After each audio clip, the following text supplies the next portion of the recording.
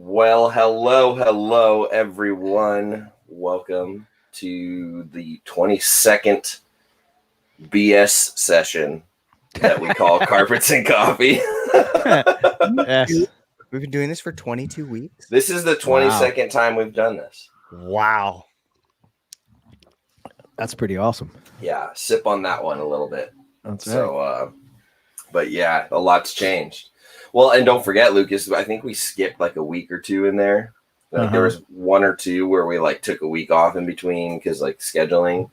So, I mean, that's easily 6 months. Shit, man. Trying to do the math. That's a long time. Hey, it's fun. I'm having a great time. Think about doing that for 10 years. Yeah. Yeah. You know, what's funny is the more we talk about it, like, you know how computers and your phones, they hear all that stuff and they send you all the targeted ads. Yeah. I've been getting all sorts of targeted ads for how to monetize your podcast, how to take your YouTube channel like gold and silver. And I'm like, they know. Yeah, it's weird. I got this weird email, right? It's hold on, I'm gonna pull it up so I can read it. So it says something like hello, Morelia Python Radio Network. I was just wondering if you received the email I sent to you, and I was looking forward to hearing from you. I came across a recent episode of Carpets and Coffee, and I wanted to reach out. And they said I'm a founder of Podsite or whatever, and it's just like these ads like, we built you a website, we built you this, we can monetize your podcast, we can do, and it's like, oh my god, like what the hell is going on here? Yeah, somebody's listening. They're listening. Yeah. One of these days, I imagine. So, the more I see these ads and look into it, there are people who make money off of just literally doing their show because people tack on ads at the beginning or after of the video and the audio, and it just gets picked up. And I think it's just a matter of time before somebody realizes, like, hey, there's a huge reptile community out there. This has been going for a long time, and they, jump on it. So just waiting. But you also have to sift through the BS, like some of it's man, that's shady, what makes me nervous. Scammy, taking the rights to your show. Like we all know how show business is. Like, you could have your stuff taken from you and you signed it. You know what I mean? Like, yeah. So, no kidding, man. We need a contract lawyer. An agent. We need a studio surrounded by a moat with saltwater crocodiles. Those brave enough to enter and survive may pitch their proposal. and then they have to fight to leave. Kiss the ring. It'll be like I've been watching too much Vikings. I'm sorry. Moth. So 'tis the time of year, huh? I mean, as stuff is hatching out, you guys have stuff breeding all the time. I can't even keep up with the chat anymore. I'm just, but have you had stuff hatch out yet or no? Yeah. The iJays, right? Yeah. Those guys hatched out. They're doing good. I'm waiting for them to start shutting out. There's 2 females that are like sitting on the edge of their waters like chondros, and every time I open, there's like, wow, they're like, ah! One of them actually like grabbed me and tried to eat my finger when I was changing waters. I was like, you are staying. Wow. I only have flow snakes, so nothing has even laid eggs here yet. I'm still waiting on eggs from the diamond, but stuff is looking good. And Lucas is sitting on potentially 3 gravid Bredli. I don't want to get my hopes up, but they're dark, they're thick, and they're not eating. So, are they staying completely stationary, or do they move around at all? Very little movement, mostly stationary. Because my female this morning woke up and she decided she was not going to be in a tight coil. She's going to sprawl, and then she went for a swim, which was weird. And now she's just sprawled again. But she's thick. Yeah, it's interesting though, and I'm still combating and pairing every few days, and I haven't seen locks in a while. The males seem a little bit more disinterested than when I was getting pretty good consistent locks Mm, about a couple weeks ago or something. So mhm. I don't know. It's all either really good signs or really bad signs, and I don't know. honestly have very little hope I will have success with my Bradley this year.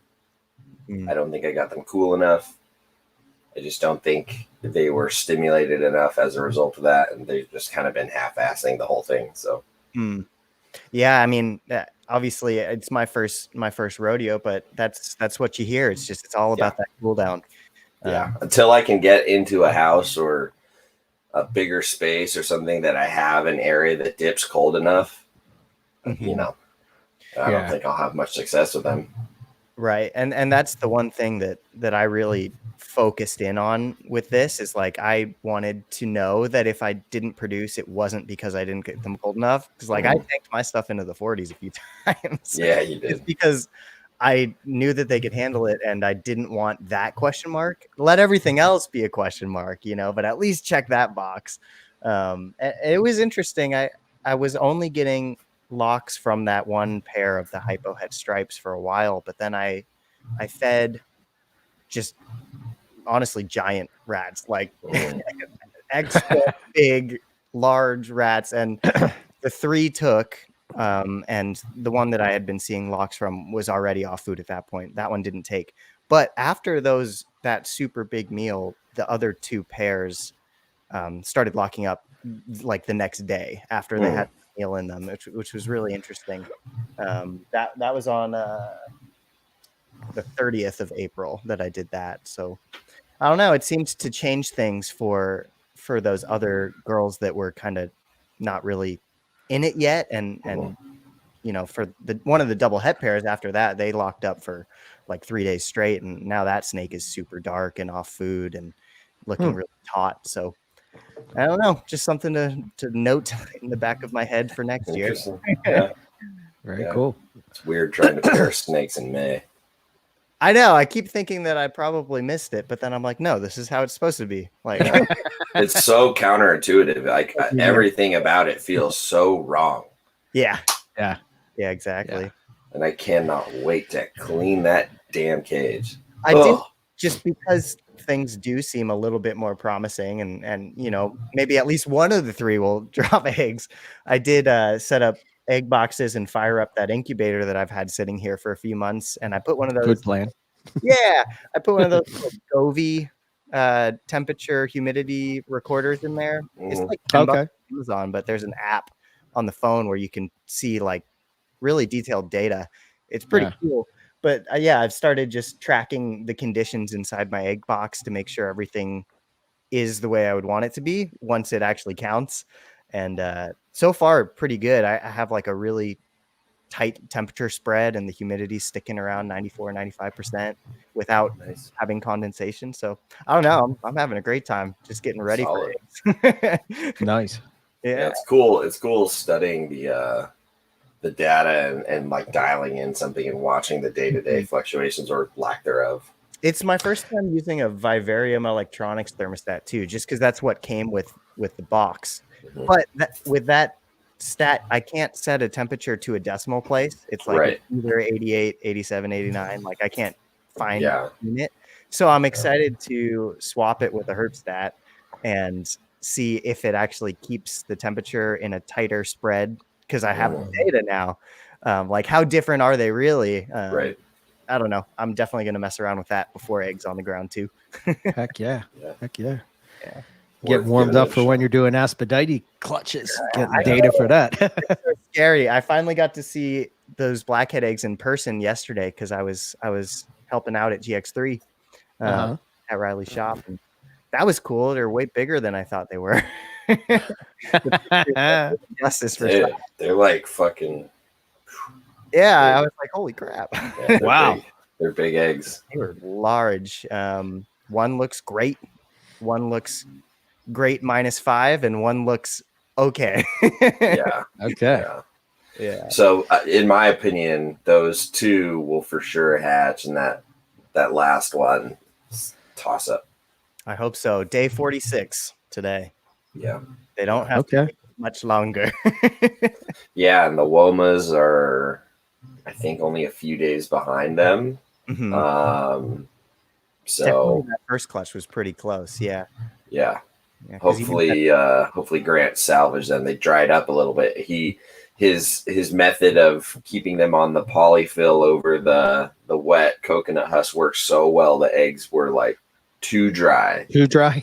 Yeah. Oh, son of a bitch. Yeah. So Wow. he put a little bit of a wet paper towel over them, added some moisture, so they should fill back out. But they are also well beyond the 50% timeline mark. So it's like, they could still, go the distance, no problem. So I was standing with him when he popped it open. It looked like only a few of them had really desiccated to the point of like concern. Some were still pretty plump on the bottom. So cool. So Brett, if you're listening, don't freak out. yeah, there's some.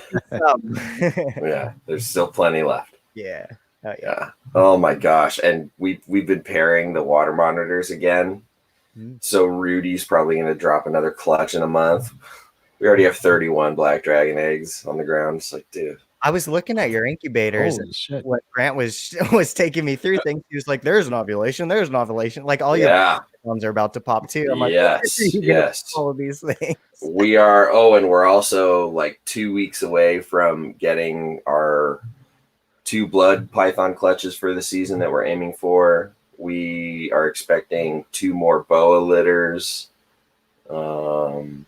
1, 2, 3, 4, 5, maybe 6, actually maybe 7 various tegu females could be breeding for us this spring. And flood the market. Well, Florida can't do it anymore, so we tapped in. In fact, there you go. When all the permit system and everything was going through, and people were starting to get rid of or lessen their tegu projects in Florida, we bought 2.4 adult red tegus from Ty Park. Okay. All proven breeders. Like, they're gorgeous. I love the way you guys are keeping them too. That was the first time I'd seen that setup. It's so nice being able to keep them outside. If you don't mind the fact that they hate you. It's just how it goes. You put tegus outside, they turn back into wild freaking animals, dude. You gotta watch you gotta watch your toes, you gotta watch your fingers. Nobody steps in there without closed-toed shoes on, and even then they better be like leather serious boots. Wow. Yeah, these animals, like if you corner them and they're running away and they feel like they've got to get you, dude, they're serious. They're like little crocodiles. Holy shit. Wow, that's crazy. Yeah, they're so chill, like captive born in the captivity, right? You bring them inside too, they change. Something about the being outside, the open ceiling, I don't know what the deal is, but they flip a script going outside. It's like that Joe Rogan bit where he was talking about the cat and it's sitting at the window and it's looking out the window and the squirrel's like running up the tree and it's like, I remember. This cat, thousands of years from its wild ancestors, and all of a sudden, I remember. Yes.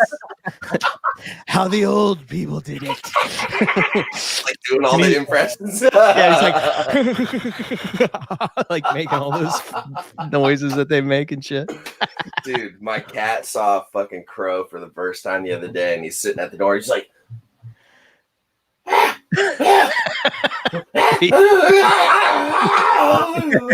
crazy, man. I'm like, oh my god. When they make sounds that aren't meow, because those sounds are just insane. Oh, dude, they're the best. When I had so short sidetrack story, I used to have a Bengal and a Savannah. Do you guys know what those are? Nice. Yes. Yeah. So for our listeners who don't know, a Bengal is a hybrid of a domestic house cat crossed with an Asian leopard, which is a small species of Asian leopard. Savannahs are a house cat mixed with an African serval, which is like a smaller cheetah. I had one of each for several years, living in a loft in an apartment. What was that? How big was the Savannah cat? Those get huge. They do get huge. And he was an F2, so he had a lot of serval blood in him. But unfortunately, he had a really bad parasite issue and worms that we didn't catch, so he never got big, and he died at 3 of FIP. Oh. Actually, got a tattoo for him. But one night they woke me up at 3 a.m. because a raccoon walked up the stairs to our sliding door in this balcony, and they're both like, the wildcat came out of them. They're just like, we're gonna gang up on this damn raccoon. He's lucky this door is there, because we would smoke him and eat him right now. But they're like making all this noise and just going crazy, and they won't shut up. And I get up and I was like, guys, go to bed. And they both flipped and turned on me. And I got freaking mauled in the middle of the night, to the point where my roommate woke up, flipped the lights on, and came out, and he saw me lying in the fetal position, like covered in blood, just ow. Dude, I had puncture wounds in the top of my head. I had a hole through my finger from one of them, and I had like scratches all over me in my face. Dude, I got beat up pretty good. So like, they're no joke. Quite domesticated. No, nothing domestic about them. Wow. Nothing. Yeah. There was nothing domestic about them. They'd hop in the damn shower with me. They'd balance on 2 inches of a door frame. You know, they'd like climb up everything. Like, one of them pulled a snake tub out one time when I was gone skating. I was like, you bastards are gone. Jesus. So, yeah. Jesus Christ. Yeah, when I was little, my dream mammal assembly was going to be a Savannah cat and a husky. But not Two of the worst ideas right there. Oh my God. Little. I got the husky. We ditched the cat. We're good. Yeah. It's so funny because when I was in college in Santa Barbara, no less, where it's like never cold, that was like the thing all the dumb sorority girls and fraternity guys would do, is get freaking huskies by the beach. I'm like, you guys are monstrous. Those dogs hate you. Yeah. Gotcha. Yeah. Damn. Anyway. Gotta be in the right situation for them. Yeah.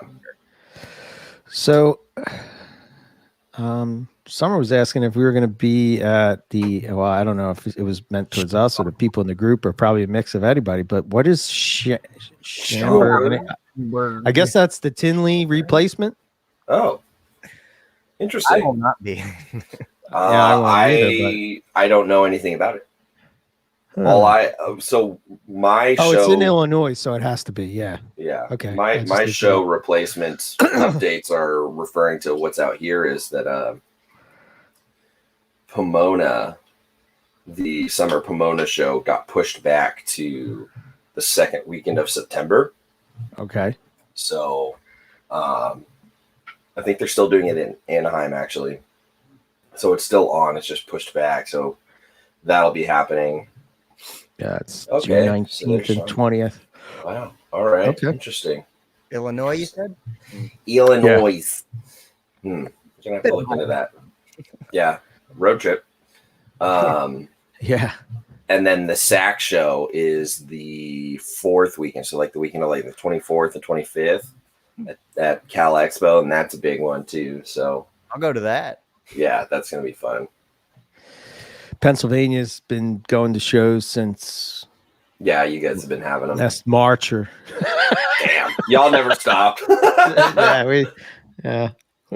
I did go to a show a couple weeks ago, the first one out here for a while, and it was small, but it was, it was refreshing. It was nice to get out.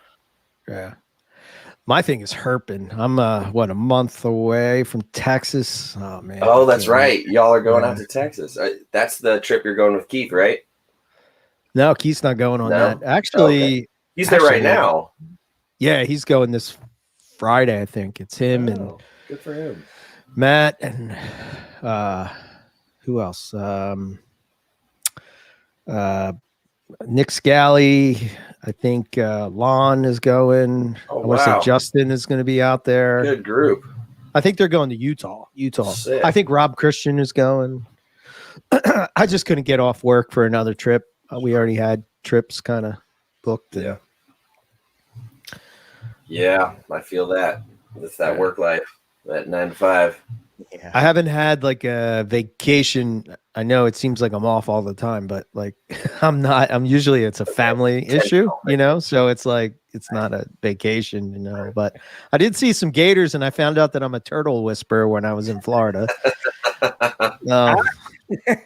I would just walk out and have my coffee, and I was doing like Jim Carrey and Ace Ventura, like, come to me, turtles, and they would all just come up onto the bank. because they were getting they thought they were getting fed, I guess, That's but funny. Nice.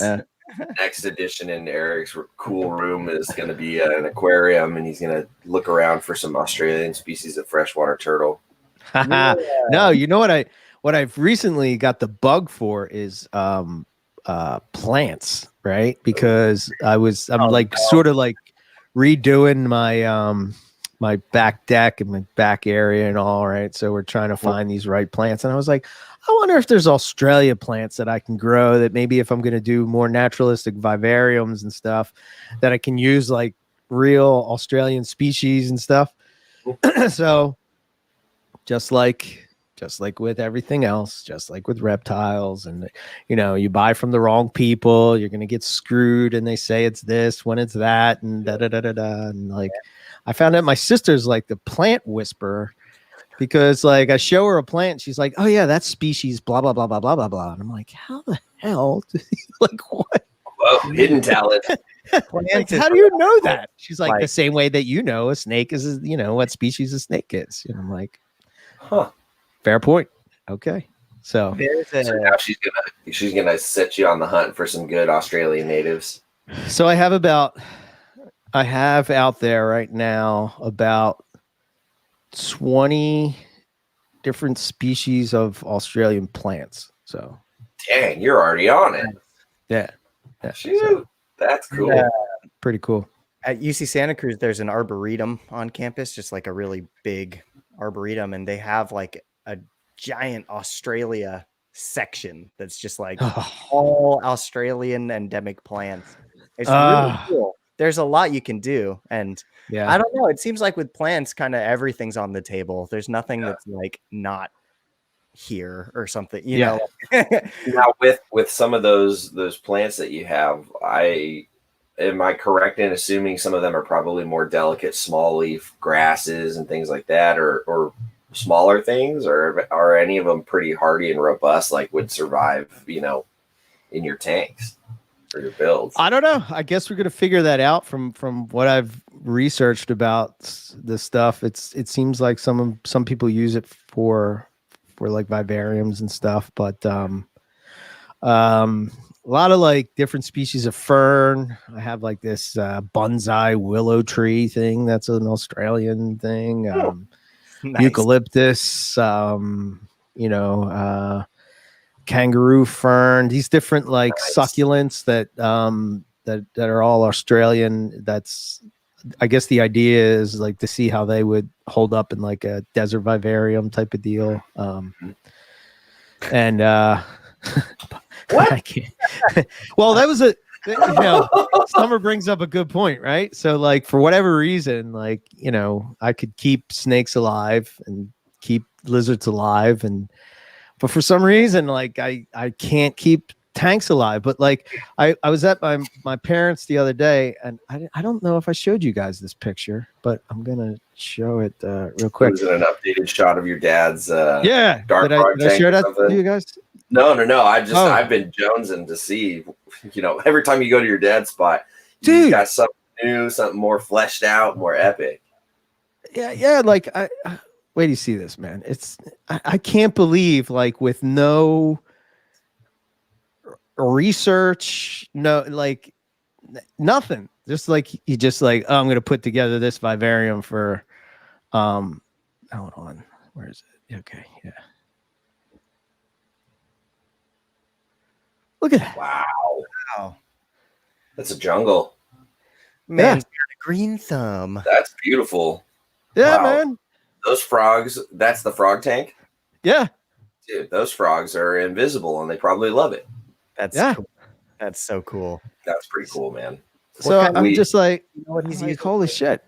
Yeah. Now I just got to find them some frogs, because I don't know anything about frogs. I don't know who breeds frogs. And of course, like, they just think just because I know everybody in Brep. I'm like, I have no idea who frog people are. I have no clue. I mean, like, send them to Josh's frogs.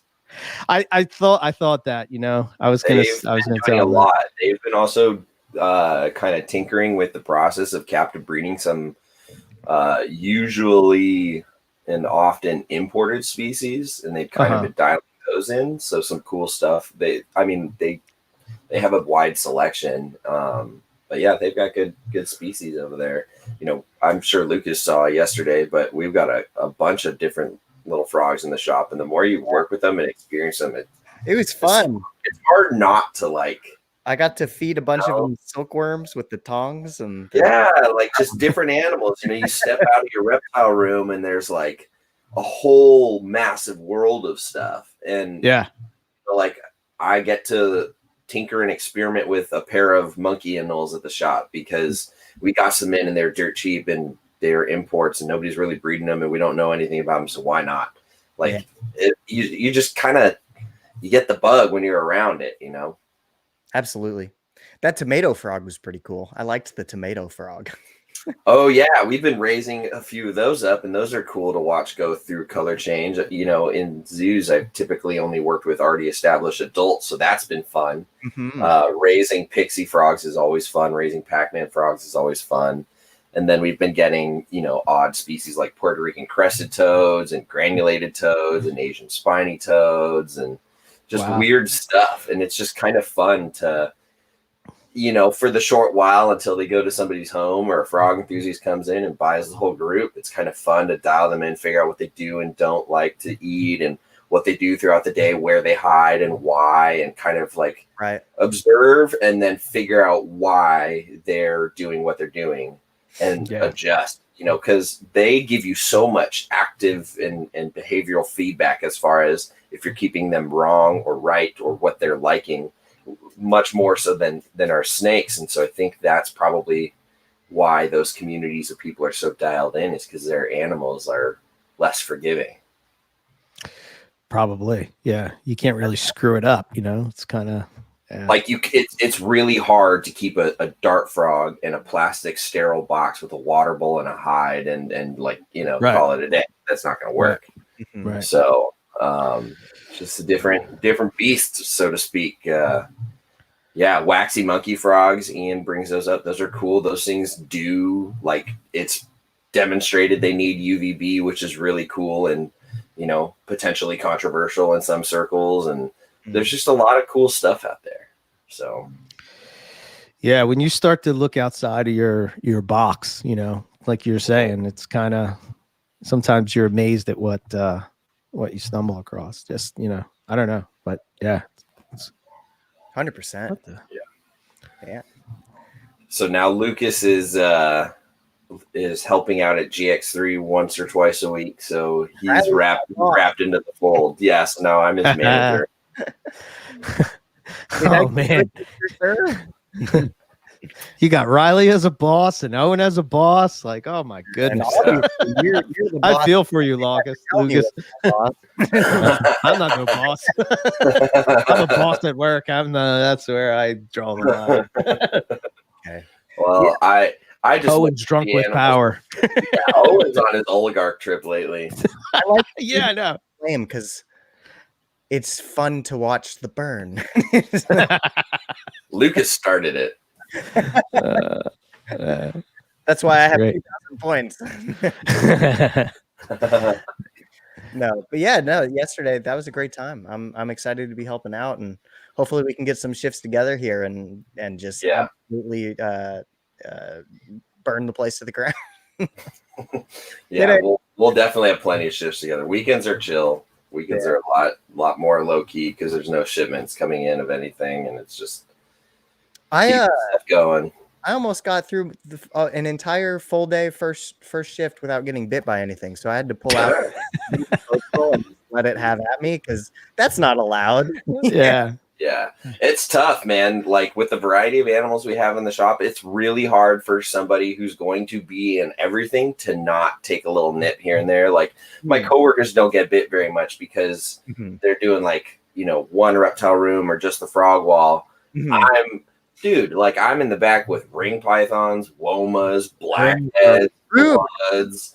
Dude, the bloods aren't any different. They just go from 0 to punching you in the face. Right. What else? Our beaded lizards, you got to watch out for them. They're a little spicy. Yeah, I stayed out of that. Yeah, they're easy. I'll teach you how to work with them very safely. and effectively. It's much easier than you think. There's a few very strict rules that you follow, a few no-nos, and that's it. And you can stay very safe with them. Aside from those guys, I went through that entire room, and the only thing that got close to getting me was the rings. I was in and out and good with everybody else. Some of Grant's ball pythons get a little saucy certain times of year. I noticed some. I've been nailed by a few of his. Have you been? Eric's over here going, they're the worst. Fucking ball pythons, man. I don't know, man. Everybody talks about how they're such great pets and all. That's the python that I've been most bitten by. Mm-hmm. Like all the time of getting nailed by them. And I don't know if it's because I just like, oh, it's a ball python. I just reach in and grab it. And it's like nailed. I'm like, God damn it. Dude, we've got this whole clutch of babies from last season is just the devil. This one female, every time she produces babies, all her stuff is mean. And they're all eaten live at the shop. So they're just like freaking cute. Yeah. They're all muscular and like savage about it. I would have gotten hammered if I didn't have the hook. I was definitely the hook. Oh, and don't you love how Grant's hook is like 18 inches and bent? That's how you know you're real good, is if you can work with ring pythons. Any day over some of those ball pythons, like at least those you just can maneuver the head. Now the real question for you: how was the Boland's python with you?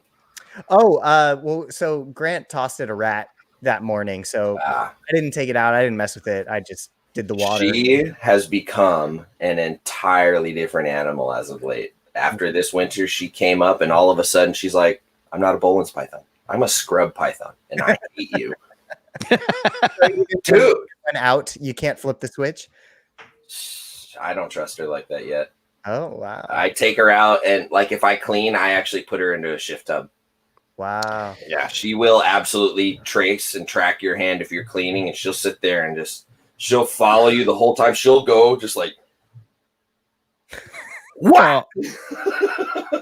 They are like a really Highland scrub. Dude, I mean, right? You know what I mean? Like, after the first time she did that full tracking me and she did the full food bite and wrap on my wrist, I was like, wow, Nick was right.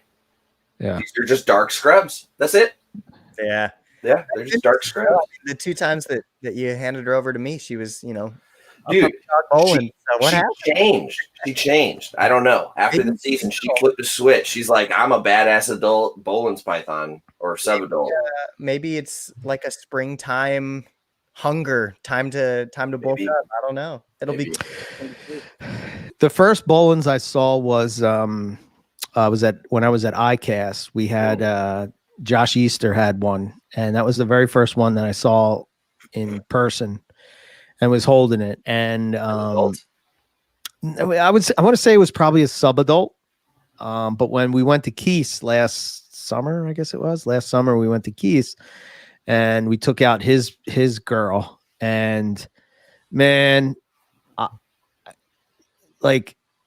don't know.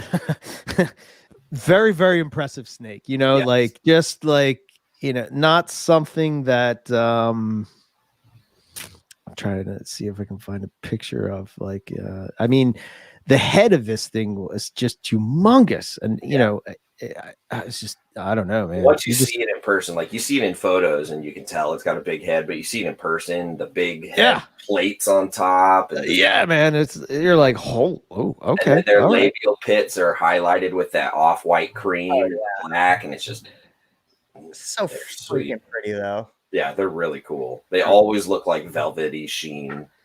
Someday. I'm trying to see. Someday when the code is cracked and I can just pick up a captive hatch for $500. Do you think that the code will ever be cracked? No, I'm kidding. I hope. I'm joking. Sorry, my mad hogs are being freaking psychos right now. I would like to think that people will be more successful than they are now, but some things just certainly are never meant to be corn snakes and ball pythons. I think it's best they stay that way, but yeah. I'm gonna I'll show you the picture real quick of this. You can't even really you can't even really see it in the Boland's are the Crebo pythons. I don't know. I think Crebos are easier to breed. If I can breed Crebos, look at that thing. Yeah. That snake is huge. Yeah, man. Badass. It's bigger than me. So it's what we say. It's probably that thing's tail is at your shoe. Yeah. And it's doubled around your neck. I'd say that's an 11-foot python right there. Yeah. Super impressive, man. Yeah. Like, That's very cute. impressive. I cannot wait for my Apodora to be large. Large. Large. It's like large. Large. Dude, they grow so slow when you feed them appropriately. Yes. Yes. Yeah. That's, I think, like everything almost. No, but like it's different, man. You don't see their growth because it happens in length before it happens in girth, and they come out of their enclosure one day and you stretch them out or straighten them out or whatever, and you're like, wait a minute, you added a foot since the last time I checked on you. What the hell? But you're the same thickness. Yeah. So it seems. I know what you mean. Yeah. Oh, Rob says they poop like Crebos. Yeah, they can definitely. Oh, what, Bolins? Yeah, they can be a little messy. They, after listening to Ari talk about how it was Ari and Keith, I think, that on separate occasions talked about some nesting behavior or den sites where there's always urates in front of them, and like no matter how you clean them, they always put them there. Yep. I 100% see that even with one animal. Yeah. So. I swear, I wonder if it has something to do. Again, we're talking all crazy stuff or whatever, but like I can't remember what I was watching. I think I talked about this before, probably on here, but we were talking about maybe it was with Owen. I'm not sure. I can't keep track. Anyway, I was watching a show and it was about flamingos, and they were saying about how like they have to migrate in order to breed, and they go to this specific spot and da da da da da. So I'm like, what if that's the key with this species, right? You never find males, right? Nobody really finds males anywhere. You have the females that are in these nesting sites of what's the mammal? It's starts with a C. Couscous. So it's hiding in those things, or different like wallaby barrows and stuff like that. And they're just in there. And I don't know. Does that male have to migrate in order to get to them? Do they go to a lower elevation until I don't know, man.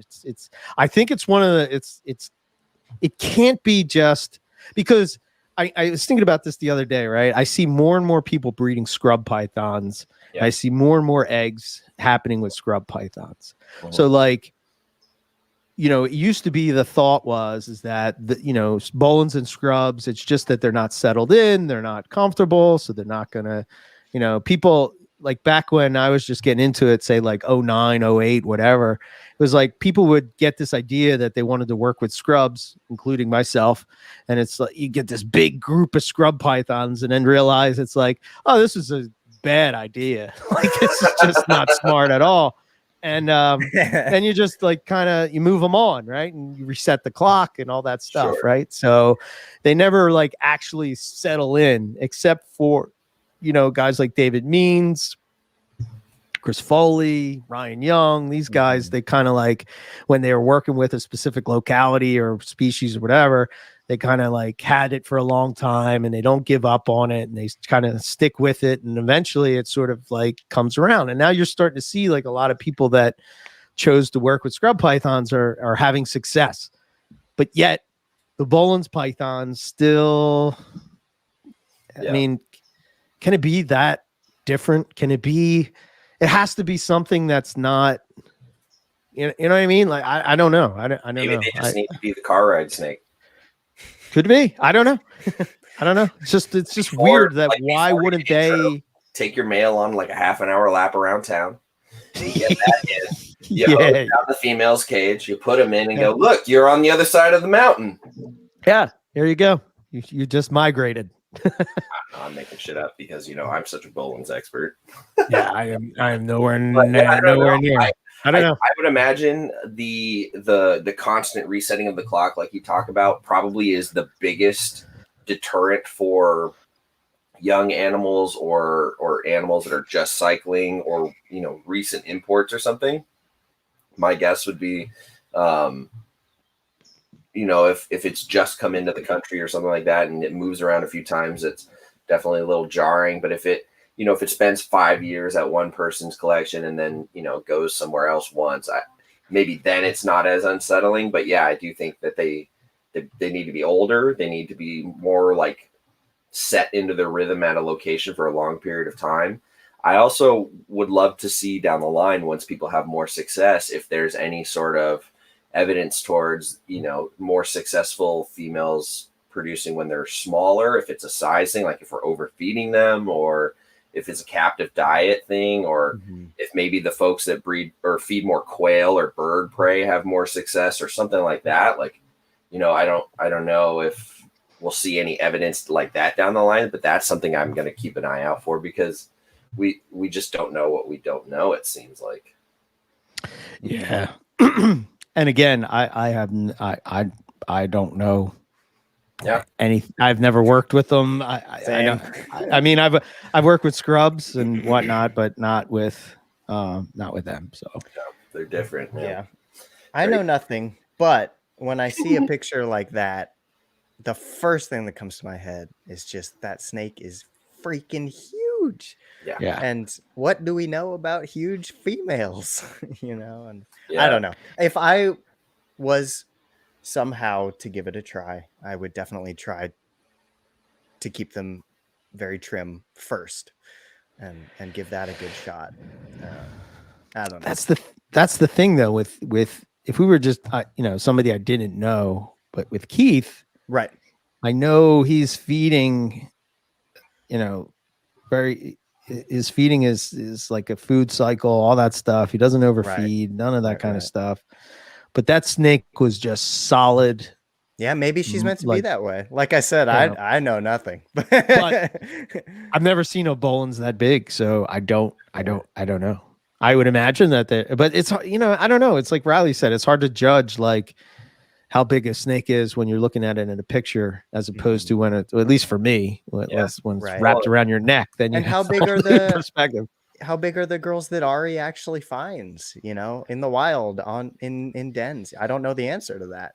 If they are that size, then everything I want I'm to say saying about that size is out the window. They're a good size. He's definitely finding them at a good size. It's not like what we're seeing in captive collections is dramatically different than what has been described. But ultimately, we are still discussing a species that's like only been this closely studied for the last like 15 years, So, as Owen and I go through and do Colubrid Corner, and we're doing this research and finding all these, loopholes or gaps in the information, we're constantly confronted by the fact that there's very little research about a lot of these snakes that, you and I know as sort of like household names for, sort of the fringe species of snakes, like not the mainstream stuff, but we know what they are. We see them around shows, but like, in the last 5 years, their Latin name has changed 4 times or something like that, So, right.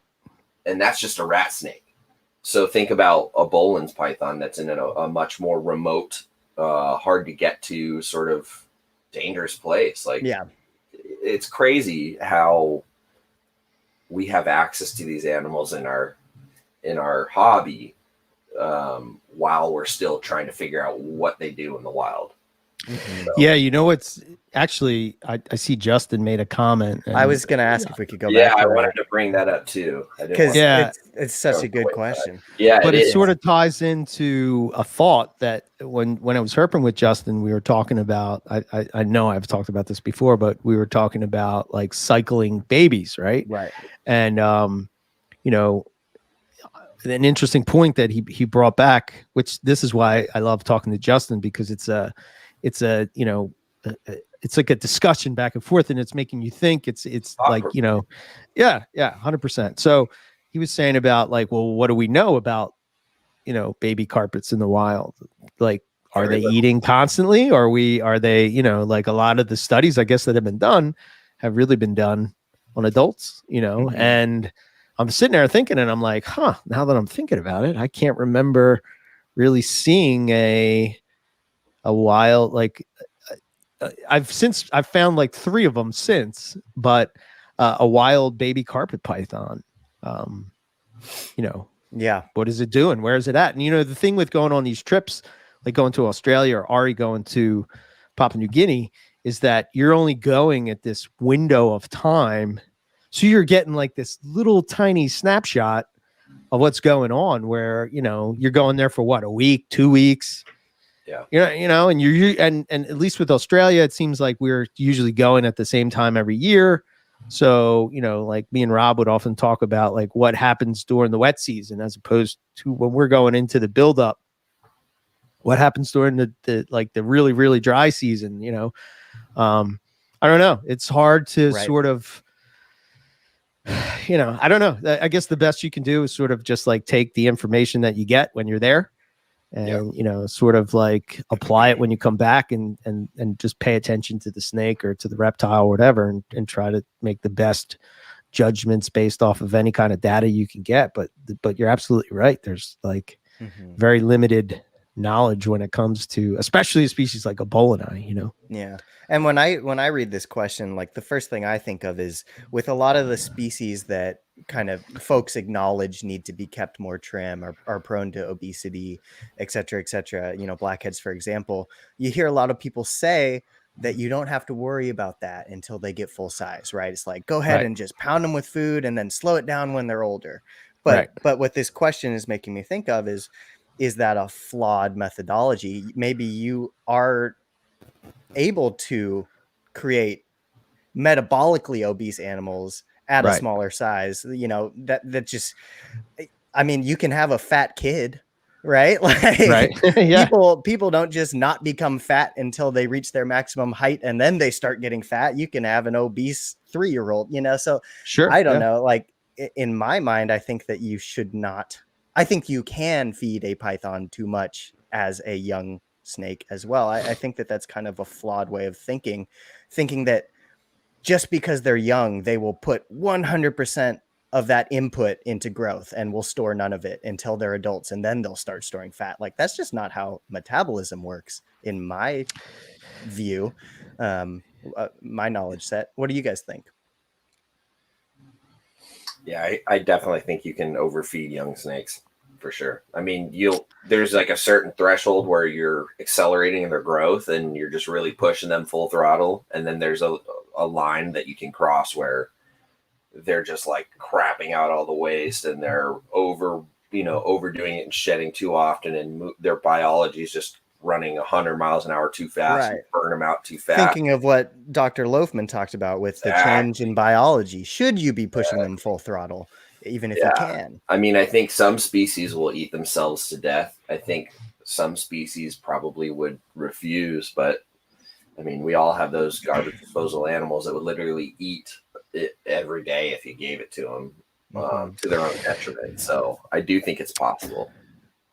Yeah, I don't really have a great understanding of snake metabolism, right? And I think a lot of times where I get caught up in this thought is that I sort of look at it from the view of, you know, human being metabolism. And, you know, just talking with Dr. Loafman for that 2 hours that we chatted with him, you know, made me realize that it's like, you know, it's like an alien, you know, metabolism, if you will. But yeah, I don't know. It's an interesting thought. Like, you know, and also my thought would be this, right? Typically, at least we're talking carpet pythons right now, right? So specifically for the what I'm about to say is like, you know, in the wild, they're eating skinks and lizards and things like that, where, you know, I'm sure occasionally they'll take whatever they can get, you know. But I think that it's got to be, well, I think my thought would be that if blackheads and walmas and pythons that typically eat more reptilian prey, and if they eat too much mammalian prey, they store a ton of fat and they die at an early age. So why would a young snake, why would they process that any different? Like, I don't know. Maybe that is the case. I don't know. I don't know if anybody knows, but yeah, I don't know. I would think that it would be different like they wouldn't store because reptiles are leaner. Well, and also don't forget, in the wild, these animals have a season. Like the food, the skinks are only breeding seasonally; they're only out seasonally. Same with the rodents. So you've inevitably, that snake could eat as much as it damn well pleases for the season, and then it's inevitably going to have a season of famine where there's no food available. So all of these animals in the wild are at best getting super stored up for the winter and then burning a little bit off, and then by next spring they're great, and those are probably the animals that you see, big, vital, huge animals. And then there's the ones who probably have more of an average lifestyle where they don't eat as much, and then they kind of come out of the winter a little bit lean and looking worse for the wear. And I would imagine babies experience that from the get-go too. I've approached keeping babies that way. To me, you go through the same temperatures. But then, I thought about that as well. But then are they getting into microhabitats to where it's a more consistent temperature? Do the skinks and geckos and baby carpets need to squeeze in the same crack to avoid the elements together? And then and therefore their feedings, all year long. I don't know. So it's a lot of course, some of those babies don't survive the winter. That's part of it too. Yeah, 100%. Otherwise, there'd be a lot of snakes. I feel like in the early years of raising up carpets, I would run into more respiratory issues with animals coming out of winter when I wasn't cycle feeding in my earlier years, because they were being brought up getting food throughout the winter and not getting as cold. And then when I switched, when they come back out of the winter and temps are warm, they're breeding in bunches, a little bit more taxing on them. And now I find that I don't have that issue with adults or babies. And I find that the babies that are raising up, being cycle fed, getting the winter off of food, come up in the spring, hit food, no problem. And really, I see a big growth spurt right after that. And they don't skip a beat. And I think it's healthy for them. I think it's natural for them. I think in years past, I've raised animals too large, too fast, and too soon. I've definitely done that. Specifically, I wouldn't be surprised if that's why I have no success with my albino Darwin female, because she's a huge girl. I don't know.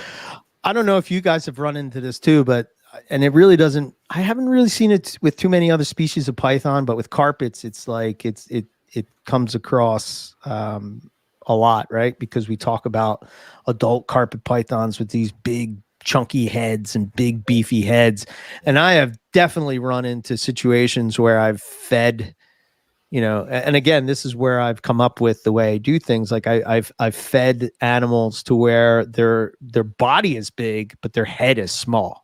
And you look at them and they just don't look right. They look like it's like, something's off here. Like this doesn't make sense. Like, so it led me to think that maybe I was feeding them too much. And then I started to think about things like, seasonal feeding and stuff like that. And in my mindset, what I was looking at is like, from the breeder standpoint, right? Because from the breeder standpoint, I'm looking at it and saying, okay, it's the only thing that's going to happen by me, cutting back food on a baby is that it's not going to grow as fast, right? And everybody talks about the slow grow and all this stuff. So maybe it would be wise if instead of feeding every week, I feed every 2 weeks. I feed heavy in the summer. I go a couple months without feeding, or if I notice that something looks like it needs a meal, like we all know what that look, and you throw it something. Or, with diamond pythons, what I've found, especially with the young ones that I've raised up, is that they're kind of like chondros. They kind of tell you, providing that you provide them a perch or something like that, they'll tell you when they want to eat, and they'll be out there in that hunting position. So like if I see them in that position for a long time, maybe I'll go and offer them something to eat, but diamond pythons will eat when it's like 50 degrees. I'm going to share this picture real quick of it's botanical gardens in Darwin. And the only information that I have that has anything to do with baby carpets was, Gavin said that the the adults would be up in the trees here, right? And when we saw the one that we saw was probably as high as like up here, right? So they're pretty high in the tree, but the babies are all down here, right? Down along the bush line, I guess, is that what you would call it? You know, so like that's sort of like where you would find them. I can tell you that there's geckos and skinks running all over the place down here, you know. So yeah, I was gonna say, I bet you the prey is different at the low and yeah, and then up here it's all like, you know, possums and stuff like that. yeah, birds, Yeah. stuff like that. Yeah, And if you're a tiny baby carpet and you're way up in the canopy, it's probably a lot easier to get picked off by birds of prey and whatnot, you know, easier to disappear in the underbrush. Or it's a far drop. That too. A lot of Australian monitors are tree dwellers too. So yeah, common predator concern, I'm sure. Yeah. Oh, it's so cool though. Yeah, and just looking at that photo, if you look at the color tones on the bottom, there's a lot of reds and browns and earthy tones. You go up, it's more green and light, and gold and everything. So, you know, it kind of lends to that neonatal red coloration that we always talk about in a lot of carpets. So it's probably I think that was in there somewhere. Somebody said something about that. Yeah. Red carpets or something. Yeah. But I don't know. It's definitely nice. It seems to be working for me. And until different research has been done, I'm just going to kind of go with it, keep going with it. Yeah. So. Yeah. I cycled my babies in terms of feed for the first time this year because of listening to what you do, Eric, and you know, they're still growing. They're doing fine. It's all good. I think it's healthy for them. And after listening to Dr. Loafman kind of explain all that research, it just really solidified that sort of mindset for me big time. It's hard for me to remember that I should do that with everything except the falsies. It's like, oh yeah, I'm still supposed to feed these things like every 4 days. You know, that's the struggle with keeping different kind of species, right? You know, like if you have like one specific species or something that's close, you can kind of like come up with a schedule and you just kind of like follow that schedule. But you know, when you start dabbling in other things like lizards and stuff, you're like, schedule goes out. They got to eat every day. I set a recurring like calendar event in my phone for every 4 days. That's just like, you have false water cobras. But I fed them frog legs the other day. That was good. That was fun. They loved it. So cool. Oh, you fed them frog legs? Yeah. Yeah. I went out and did another day on that really cool conservation easement with kind of my biology godfather, and we got a bunch of American bullfrogs, which are invasive, and if you have a fishing license in California, you can take them because they're no good. And just chopped legs off and fed them off and froze the rest. It was great. Awesome. The falsie, I mean, reacted as if it had been eating it its whole life. Yeah, that's awesome. Kind of funny too, just seeing like the little hand poking out. Like, no. It's creepy. Yeah. So I had a question that I wanted to hit on this a couple of weeks ago, but because I think it came up, but well, maybe it wasn't. It started to come up a couple of weeks ago, and it was this whole idea of localities, lines, and bloodlines. There was some kind of thread that was talking about breeding a zebra to a gelatin jungle or something like that, and you know. Yeah, actually, Ben is in the comment or in the chat here. He posted a very innocent and curious question in the Jungle Carpet Python US group. Asking if there is such a thing as a gelatin zebra, and I think you can take that question and interpret it several different ways, and that's exactly what happened. And I think a lot of emotions got involved. Yeah, there. Boiled up. I was like, wow. It's been a while since we've seen a good comment thread fire off. It wasn't so much like a fight or jabs. There was no like name calling or anything, but it got a little heated. It felt tense. Yeah. But it was an innocent question, and I think it was totally worth asking. I think for me, like the way I look at that is like, so I think like so like there's the locality part of a gelatin, right? Mhm. Obviously it's the locality at, well, for what we call locality, right? I Right. guess, you know, is as legit as it's going to be, right? So you have this locality of jungle carpet, and it's obviously not related to, say, a Palmerston or, you know, CoverGirl or, you know, a Tully or whatever you want to say, right? So you have that part of it. And I don't know if it would be, why would it be wrong to breed, if you're making ivory zebras, right? Mhm. Ivories have been inbred forever to sort of get that look, right? Why would it be bad to outcross it?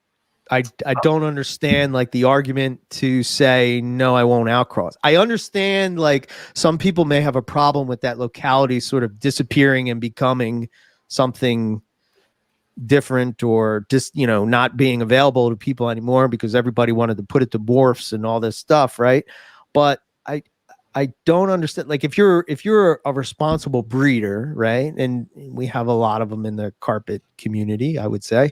And you have people that are, you know, like Nick Mutton's not going to let his gelatin jungles disappear. I'm not going to let my gelatin jungles disappear. I don't think Paul Harris is going to let his disappear. I don't, you know what I mean? So like the people that are working with them, I don't see them as wanting them to disappear, but with such a limited gene pool, I don't understand why it would be a bad thing to sort of cross them. But I don't either. the only thing I would worry about, right, as we've seen with the Antaresia complex as of recent, right, and we've seen this with the chondros, and I'm sure it's about to happen sometime soon with the carpets once the new book comes out. But what is the taxonomy? If you care about that, then you should probably hold off before you start crossing those localities and stuff, you know. But it's not like if you breed a zebra to a gelatin, like all of a sudden gelatins are going to disappear. Right. I think the flip side of that, the argument to come back at it is that, you know, you're going to have a newbie that comes along and innocently they're going to say, I have a gelatin zebra.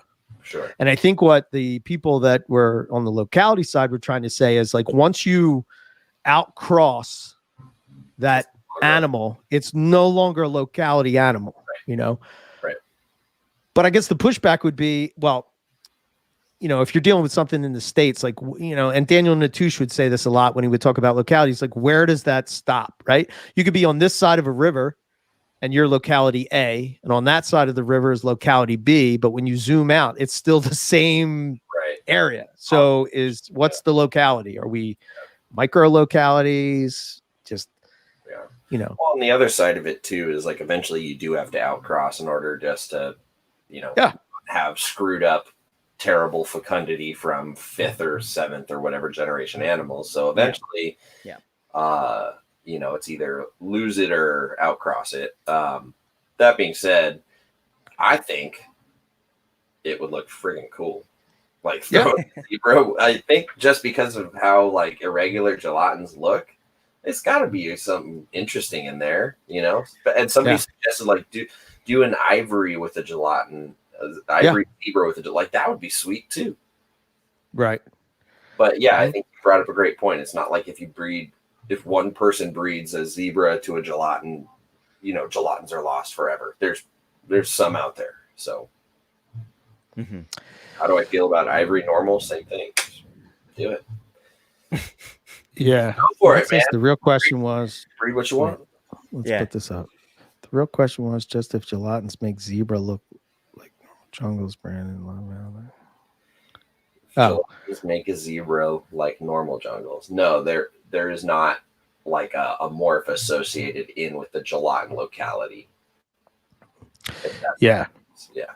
But breed them together, you will make a zebra that has gelatin blood in it. So yeah, I mean, if you look at like Nick's, you know, pedigrees, or if you look at like what Paul has bred, a lot of his zebra stuff has been crossed with Palmerston and Tully. So it's already been done. Yeah. You know what I mean? So I think it's just a matter of, you know, I guess you can't really do this, but a lot of times what I find is, like, with the reptile hobby, you have like these little little inner circles of species that people work with. And the lingo that they use in that circle is not the same as if you're working with corn snakes, or if you're working with boas, or if you're working with all these different, species of snakes. And sometimes it becomes confusing for somebody that's coming in a locality. This is a cross. This is a, you know what I mean? And especially with carpets, because, and then you think you have it down, and then you talk to somebody from Australia and they're saying, they're all the same, and it's just like, Yeah. Yeah. It's a big learning curve. There's a ton of different terminology, and sometimes we can't even agree on our own terminology. Yes. And hang people for it. Yeah. Throw things up in the air and mix it all up again too. So. Yeah, I think one I heard brought up was like a sun glow, and like how sun glows were called a caramel and albino. And it was like, well, the reason that was is because the hypo wasn't in people's hands when that happened. Correct. So, yeah. You mean sibs? Yeah, that's funny. Dirty word. How dare you, Ryan? That word, Ryan. God damn it. Gonna get Riley all worked up. Every week, man. Yeah, but even like that's even an example. I know I can't talk about this with Owen because he gets so heated, and I hope you don't get as heated, Riley, when I talk about this, right? But like, if you look back in the day, right, when you didn't know what a jaguar carpet, we didn't know what was going on with it, right? You would breed a coastal to a jag, and then you would get these crazy looking yellow coastal carpets, and everybody's like, well, that doesn't look like a coastal carpet that I see in Australia, and blah blah blah. And so I think that name came from is like, okay, well, this is a jag and these are the sibs to the jag, not knowing what's going on with it, right? And then now categorization of the time, and now it if you look at it now, it doesn't mean the same as what it did then, because we have more information now. So now we know that that's just, I never forget, like Zach said to me one time, he's like, well, if you breed a zebra to a jungle, what do you get? And I was like, well, you get zebras and jungles. Exactly. I was like, okay, fair enough. All right. Valid point.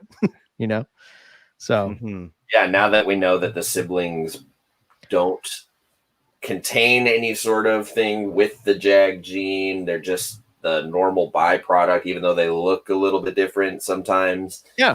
Now that we have that information after years and years of people breeding them and it, disproving that they're anything different, then it just, the name stuck around and it was perceived to be at that point a marketing ploy. Right. Knew that it doesn't mean anything, or that the siblings don't have anything special about them. Right. So it started out as just an innocent way to name these things until they figured it out. And then once information came about and the name was still there, then anybody still using the name was, potentially being accused of some marketing scam. And then the name became sort of taboo and we did away with it as a community, although it comes back every so often as new people or people are getting into the hobby and dig up the history of it or ask these questions, and we revisit it like this. So, right. I won't name names, but somebody tried to sell me a snake on, predicated on the fact that one of the parents was a fancy sib. I was like, oh, cool. Everything's a sib unless you had a 1-egg clutch. Everything is a sib. So how far? Half can debate about how far we can definitely breed localities until they're no longer localities. So that was another interesting thing that came up, right? They were talking about like, you had Derek Roddy, who's been breeding Atherton carpets, and he has like F11s, and like nothing bad. And I have animals from that, they're rock solid. He was saying that snakes don't experience inbreeding depression, and that was the first time I've heard that point of opinion, and I read his explanation, and if what he's saying is true, I mean, he's got a valid argument, and I thought that was very interesting. And then you think about I've listened to video interviews and discussions that Vin Russo has talked about and read stuff about island races of boas parthenogenetically producing just litters of males, so the female can then breed to keep the survival of their species around later. And that's, exponential amounts of inbreeding. It's inbreeding and cloning and like I mean, it's like crazy almost. So Yeah. I thought that was really interesting point of discussion to bring up. Yeah. And I guess the thing that sort of stuck with me is like, he's breeding just normal carpets together, right? Mm-hmm. No morphs, no messed up genes, nothing like that. And he's not having the results. But if you do that with, carpets that have genes that tag along with that, is that when you start to see problems? Yeah. I don't know. I mean, Probably I know you see it when you combine certain, like, okay, and again, this is just my observations. I'm not saying that this is accurate or not, but it seems to me like the more genes you cram into a jag, the worse the neuro gets, in my experience. Like if you have an albino zebra jag, albino jag is like, and then you put the zebra in with it, and it's like upside down in the tub, type of thing. And then when you start to add like caramel and like, I don't know, man, it seems to jack it up. And usually they're the ones that are dead. And like, look at that crazy one that I hatched out that I thought was a caramel granite zebra jag, right? Everything was fine. It was neuro as hell, and then it just died. Yeah. Yeah, and I think of that point that gets made that all of those genes that affect the pigmentation and pattern and things that we see like that, they don't stand alone. They're attached to other things that matter, and you're altering multiple genes to produce that look in a lot of cases. At least that's my understanding. So, the more things that you tweak that result in changes in pattern, color, pigmentation, other things are changing too that can't be seen with the naked eye in some cases. And sometimes it's harmless and sometimes it's not. Yeah. But you're just increasing the amount of variation from a natural genotype. Ultimately, you're breaking that you're purveying the broken genes that have broken against what nature is selected for in survival and strength. Right. And allowing them to live and then, pursuing the production of them further. Absolutely. And my understanding is worse than others.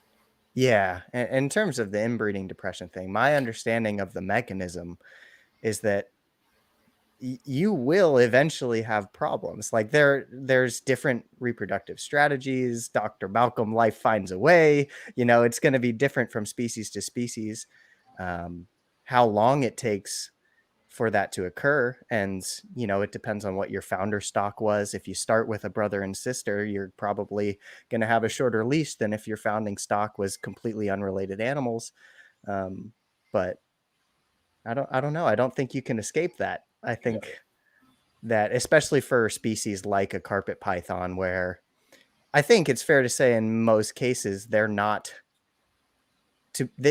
you shouldn't think of most of them as island populations, right? Like they're not so restricted to tiny areas where the only, partners they're going to find are relatives. Right.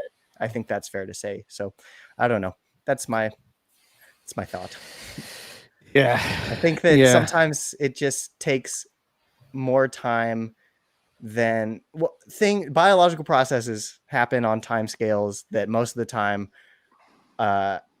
stretch beyond a human lifetime. So things can look fine to us, but that doesn't mean that they are. Things just don't work, on the same time scale as our 80 to 100 year window, if we're lucky. Yeah, no kidding.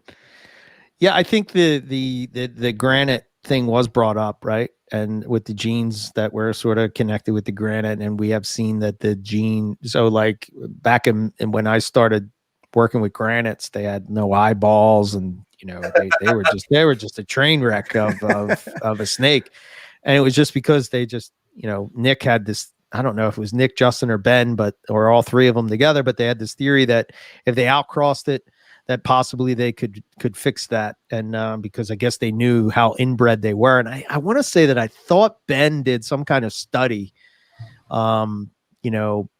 and I think he talked about it on NPR, but they did find out that gene itself was just like inbred, like insane, like crazy inbred.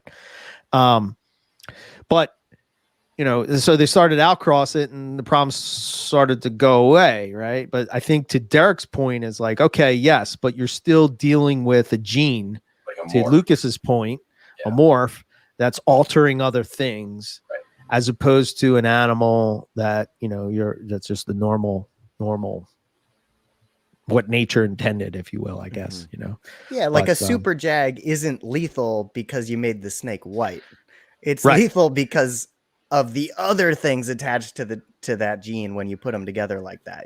Clearly it's affecting internal function that we can't see. So basically, the genes, if you take a strand of DNA, each section, each genetic thing is like a little code box, and each box has little switches for turning things on or off. And when you mix them together, it's a roll of the dice switches move to the offspring, flipped on and flipped off. And sometimes when these genes are broken, too many switches turn on or too many switches flip off, and then you get this weird outcome in the DNA that just makes a funky animal that's against everything that evolution has sort of driven them towards. And that's why we see deleterious effects in the hobby, is because we've amplified it and pursued it essentially.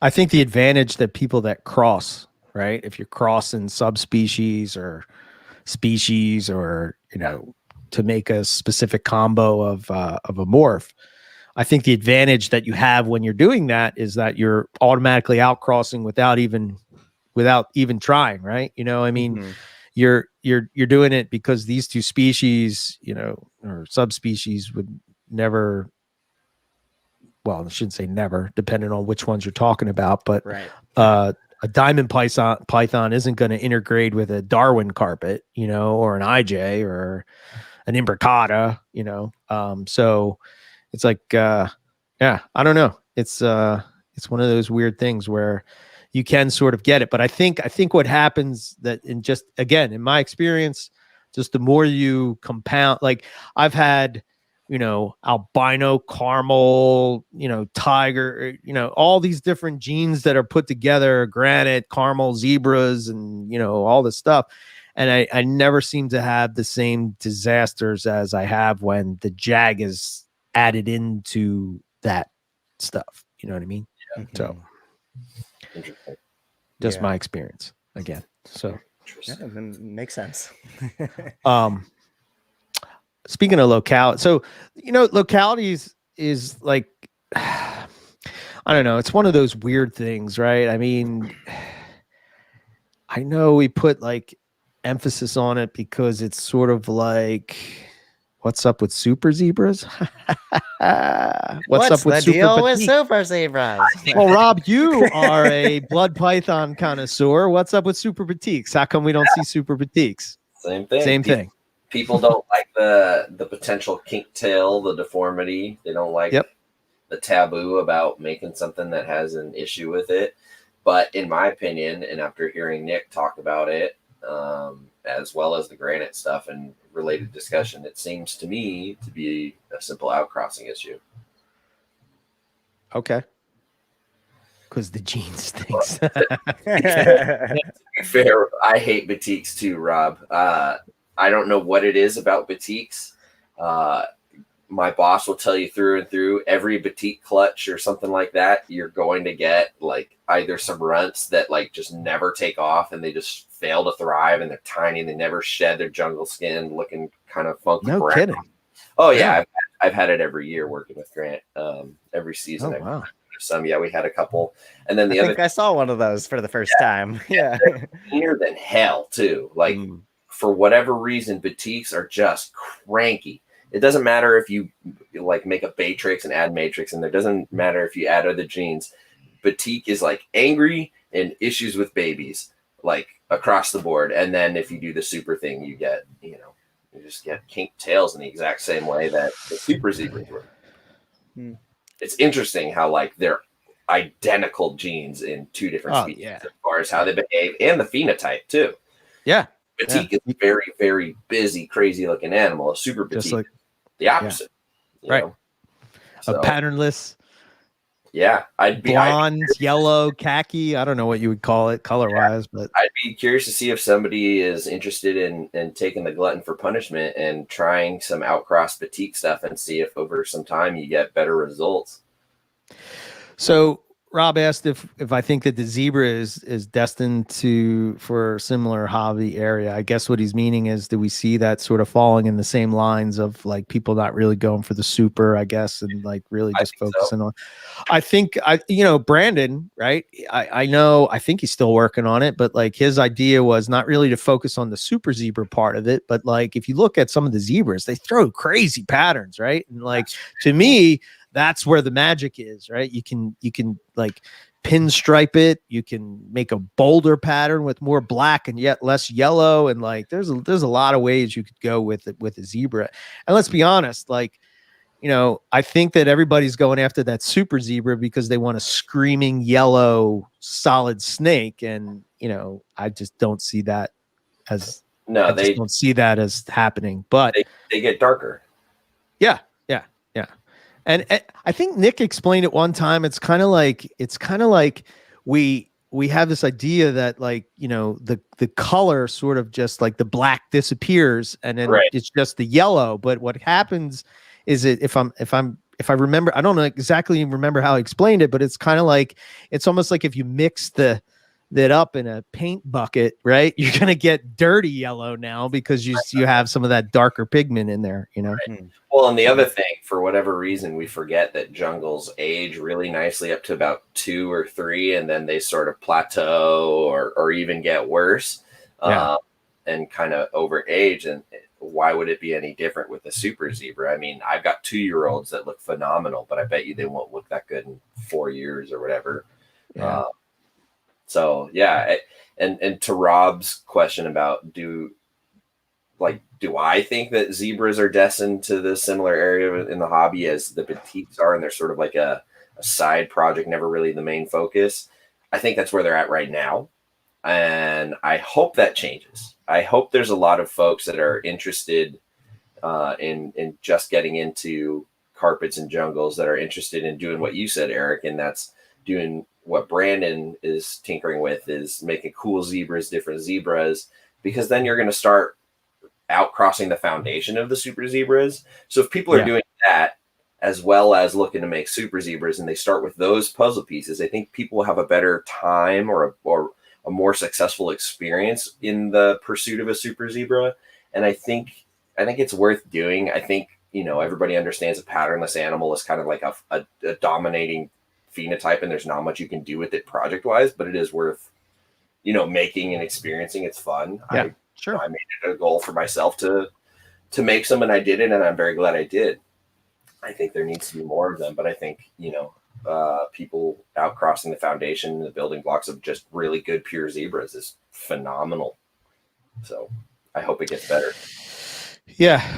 I have what is a possible super caramel super zebra, but the tail's fine, So to your point, maybe it is, maybe outcrossing is a factor. I don't know. Maybe you have to outcross it with the right thing in order to, it's sort of like you were saying earlier, like you have these genes that turn off and on. So maybe when you're using a certain combination, it turns off, and then in other ones it turns on. So, and you can get different results from pairing the same pairing multiple times over and over and over, just because every time they pair, the genetic outcomes for each baby is a complete random roll of the dice.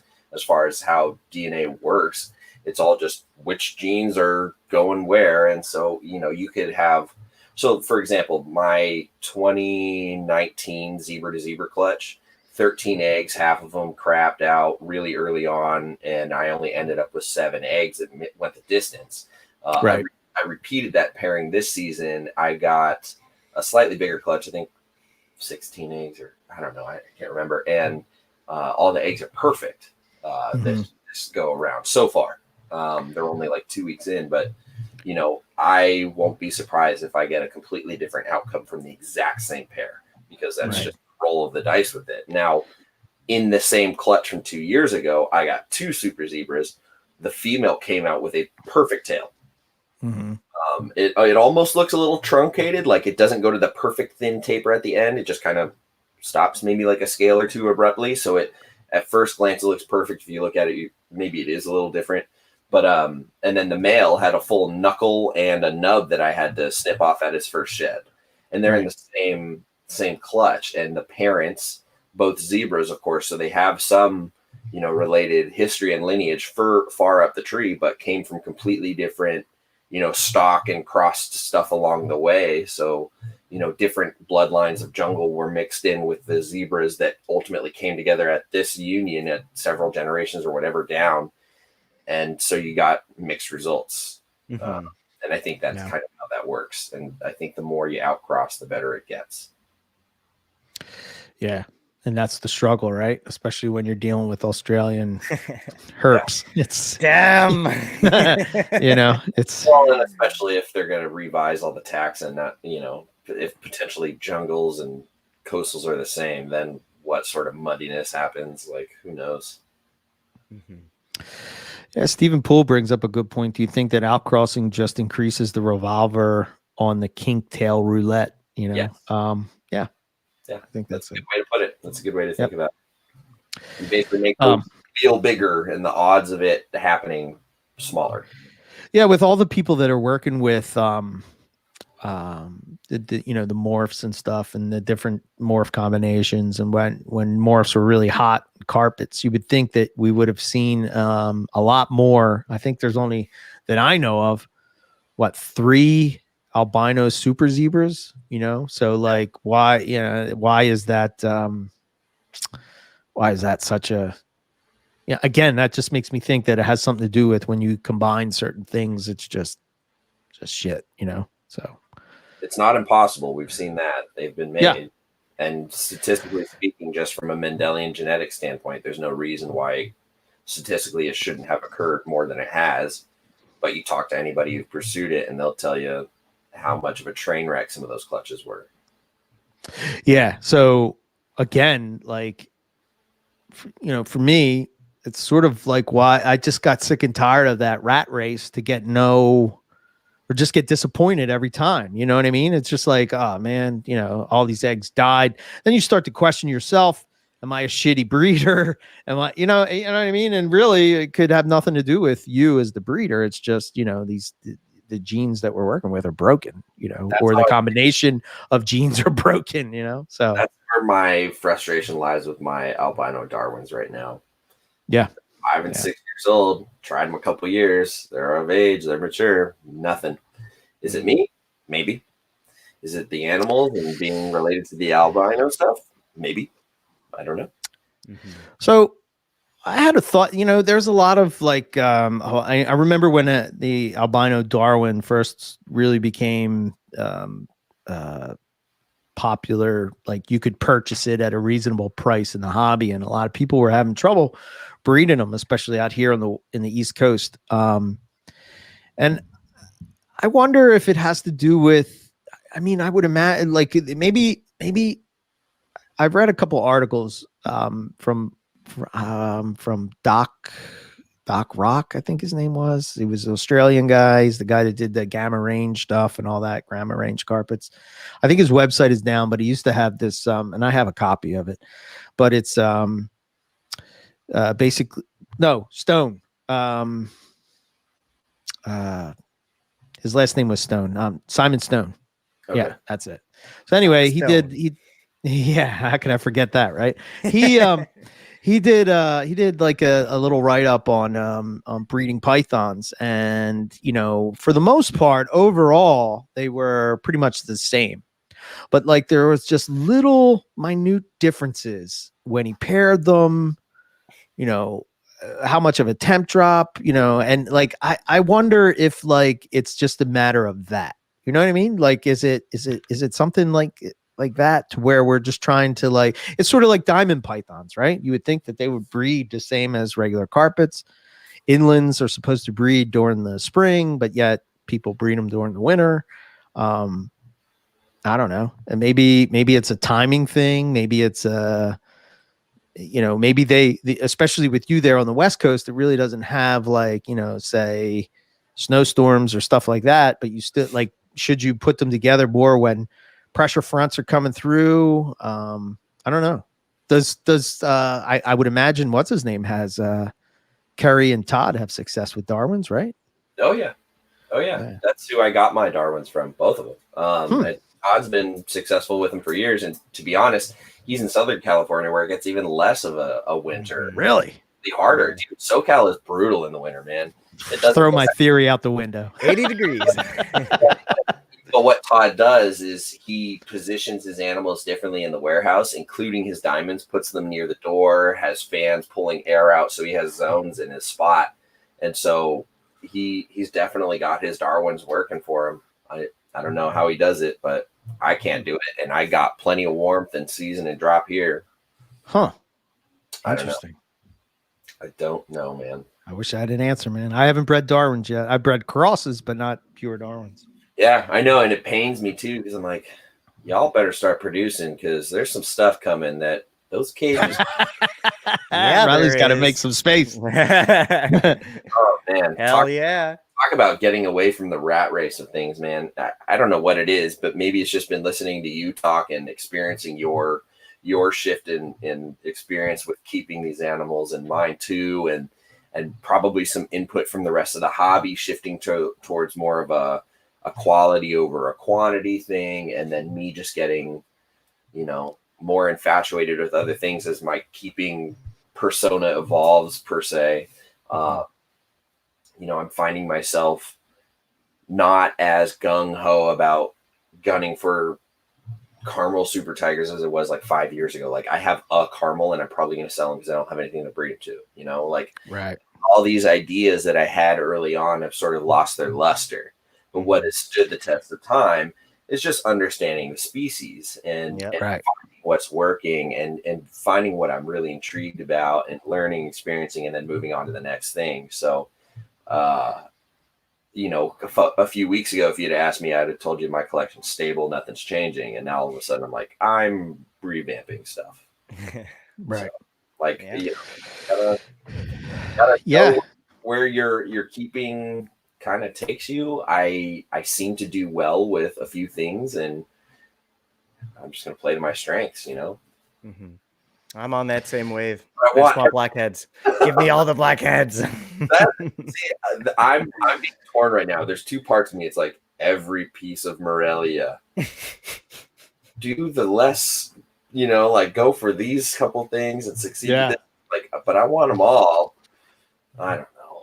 Yeah, it's tough, man. It's tough, and the minute you get rid of something, and This is a crazy comment, by the way. Rob just blowing my mind. Yeah, I meant to go back to that. I've never heard of a zebra's tail not becoming unknotted like that. That's wild. That is wild. Absolutely crazy. So, Rob, I'm really curious, because the male that I have, he was born with a full-on knuckle, like a right angle, and then the tip was folded over as if somebody had taken an iron, bent it over, and then pressed it together like it was the full horseshoe. And I don't even think there was scale bond. I think it was built that way, so I don't think it would have happened with him. But that is absolutely mind-blowing to hear that happened in the tail of a super zebra. I'm surprised you didn't nip it right away, because my impression with the super zebra knots and things like that on the tail, my impression was that if it sheds problematically the first time you get stuck shed or whatever, it's going to continue to do that. And so the easiest way to deal with it is deal with it as early as possible, which is why I did the quick, clean, surgical amputation, nip it in the butt, and it's not an issue now. So I'm curious, what it looked like when it hatched, and if you were curious if that was going to happen, or if just one day, just so that's why it's just crazy. Wow. Nice. That's nutty. Yeah, that's crazy. Yeah, I've never heard of anything like that. Neither have I. But and I would assume when it was knotted, it probably didn't have very much control over it. I wonder if when it straightened out, it actually could do tail things again. Yeah, some auto luring or something. Yeah. It was one I hatched out when I was working in May. That's wild. Huh. Interesting.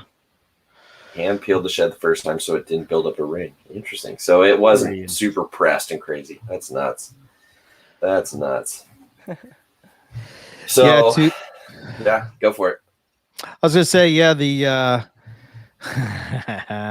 by the way, Craig just made a comment. Did you see the clutch he hatched out? What the hell? So nice, so red with stripes. Those were so beautiful. Damn it. Yeah, I man. want those. That And perfect he's over shot. in the UK. Yeah, that perfect shot above, mom's head with the babies popping out, yeah, it's good stuff, man. And he's got one that's like got a real nice stripe on it, and it's starting his stripe project. Yeah, man. He's and did you see the price of a pair of imported IJs was like on what site? $750. Squeeze me? Yeah. From who? Well, I don't want to say his name on air, but you know who. Oh. Yeah, you're not getting a pair if you're buying those. You're probably getting two males might infested. One is likely to be dead, and they're probably not even pure. They're probably just some offshoot crap from some idiot kid in Florida. I also saw somebody trying to sell adult male womas for $1,000 a piece on Morph Market. Oh, give me a freaking break. Wow. I got a little chuckle out of that one. It's not how this works. It's not how this works. Yes. Yeah, it's funny. The things you see people selling and how different people react. I get customers that come into the shop every so often. They're like, "Oh, so and so, I just bought this adult ball python for $100 or whatever." I'm like, "You're planning on breeding that?" And they're like, "Yeah." I'm like, there's a reason why breeders sell their adult females for real cheap. Because they're shit breeders, dude. And he just kind of like, look at her though. And I'm like, so pretty. Have fun. Well, it's good news from over there in the UK. Craig said he ended up with 12.8, so he can send us a couple pairs of males for 750 pounds. Damn it. No. Does that include shipping? No, might be worth it if it includes shipping. Yeah. Just for some new blood. Oh man. Yeah, my 2019 clutch was 7.2. So I feel you there. Wow. Yeah. Wow. Yeah. This go around it was 3.5. So much better. Wow. Yeah, that's cool. But it's good to see, man. You couldn't give IJs away when back in the day, I'm glad. So even though that one individual with a sordid history is asking an exorbitant amount of money for animals that may or may not exist in the status he claims, I do like seeing more attention and value being placed on poplar carpets, and I think it's been a long time coming. Yeah, absolutely. It's good to see. If you were producing, clutches of just F1s or captive born and bred, just good stock, and it was stuff that you weren't planning on keeping, it was stuff for the market, where would you be comfortable selling? I hate to say run of the mill because it almost demeans the beauty of just the natural phenotype, but what do you think the price point for a good pure poplar carpet is today? I would say it's probably I would venture to say $400 to $500. Yeah, that would be where I would look. I'll tell you right now, with 8 babies on the ground and hundreds of people asking me for one or two here and there, I think the value is sort of up a lot because I mean the individuals that I got for you and for me from Dan a few years ago, even though they were farm hatched imports, they were like $120 a piece. Yeah. I was like, done, nowadays that's long gone. I wouldn't sell a really good quality pure Papuan baby for any less than 400 these days. I'd rather keep it for anything less than that personally. Yeah, I mean, shit, I've held on to so many IJs. Like, it's crazy how many IJs I sold, and I'm like, maybe it was good that I held on to them. So now that I'm gonna sell them now that they're older, have some color, have some nice genetics behind them. Some of them are, unrelated to anything out there. I just think there's so much we don't know about what the future holds for this clade of carpet pythons that it's silly to sell anything as a breeder right now, unless like you're just limited by space. Like if I could keep everything, I 100% would. Yeah, absolutely. Mm-hmm. Yeah, which is why 2 years ago I didn't sell anything from that clutch. I sent males to wherever because I was like, well, my odds are shit, and I'd rather not struggle with selling males and get lowballed by people who are going to flip this animal anyway, and put it in the hands of people who at least have other females, understand this, and and now I've got females. So the people who got some males, if you want a female, now is. It's like, and I'd rather keep the females than sell them. So to me, it's like, I'll just give them to people. Right. Quiet Cox. Sells everything, moves to Australia to live in a hut. I never liked these IJs anyway. It's all in one long game. Yeah, it's the long con, right. Yeah. You hear that, poor buddies? I've given you value. He has some of the nicest IJs in the world, and he can't give them away. That's shameful. That's shameful. Man. I would give you $400 tomorrow. Yeah, for some of your stock. For real, especially after the photos he's been posting recently. Oh my god, man, he's crazy. He's killing it. Killing it. Yeah. I love it. I love it. I love seeing that, man. It reminds me of like when I first got into carpets. There was just like this little group of. It was like me and Luke Snell and Julie and there was a couple other people that like really Shea Peterson, just a couple other people that like really worked with just natural IJs and obviously Yasser and stuff like that. But dude, you totally just reminded. Keep going. I was like, oh, you got to see.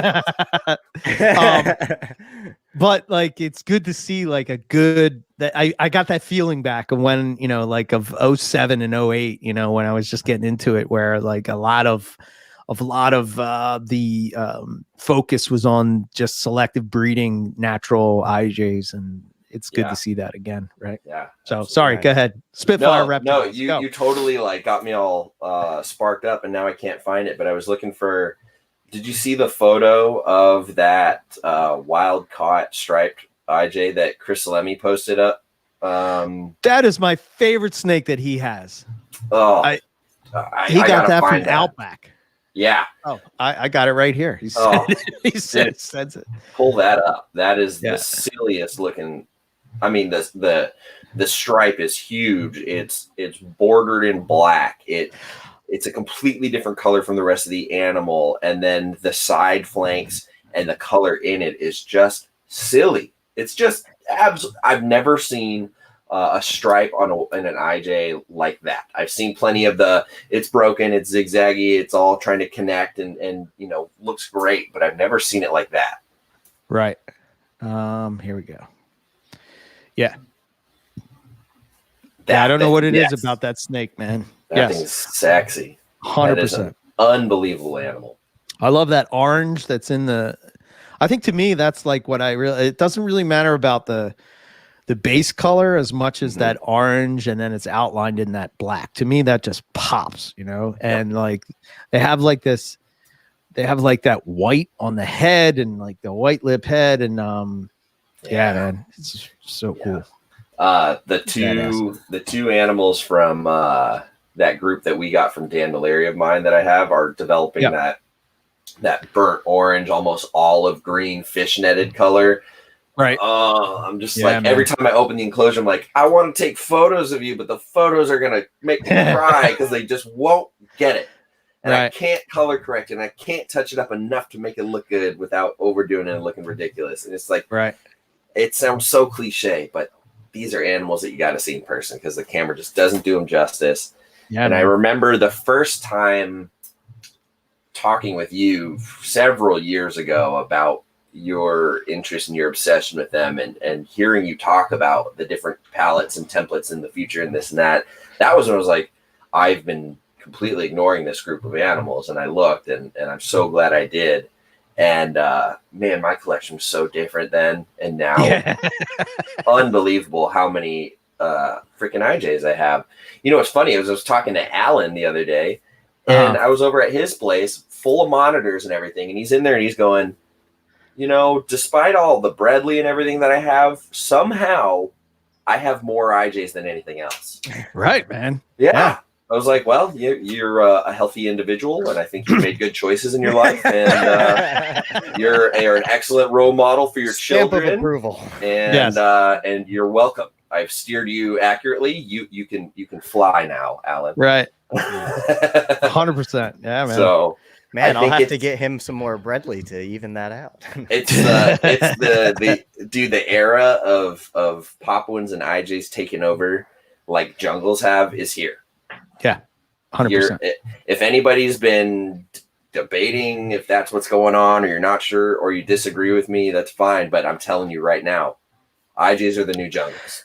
I think that like there's so many directions you can go, right? Yes. I mean, and there's right now you can get wild caught stock so that you can get a diverse group of animals, and you can. You could, the way I look at it is it's like, okay, I don't know, with everything that I've approached in life, it's like either I can be a follower or I can be a leader. Right. So it's like, you know, when I look at it, it's like, okay, yeah, these jungles are freaking amazing. They're beautiful. I love everything about them. I mean, like, come on, man, you're across the reptile show. You look over, I mean, nothing stands out more than yellow and black. Like, I mean, let's be honest, you know, you're like, holy shit, especially when you find that, like, you know, some of the people, and I think Sean Carroll's his name in Australia, when he posts up a jungle, man, I just lose my friggin' mind. Yeah, like, I'm just like, oh my God, you know, like, those holy make shit, me how do I get that? Yeah. You know? But I just, it's like, okay, you know, the people that have done the work with that are known for that. Yeah. You know, so like, why not, instead of just reproducing what somebody else has, why not try something different, you know? And that's how I always looked at it. And I think if you're interested in being that type of breeder, or, you know, you want to have stock that's like that, then that's the, you know, to me, it makes the most sense from a carpet python point of view. Yes, Darwin's, yes, inlands. Yep. You know, they can stand it as well, but the issue you're going to run into with that is that outcrossing stock. Right. You know, you're going to have X amount of lines that you can work with, and that's it. You know, with IJs or Papuans, you can sort of look at that and sort of you know, and the cool thing is that they don't get too big.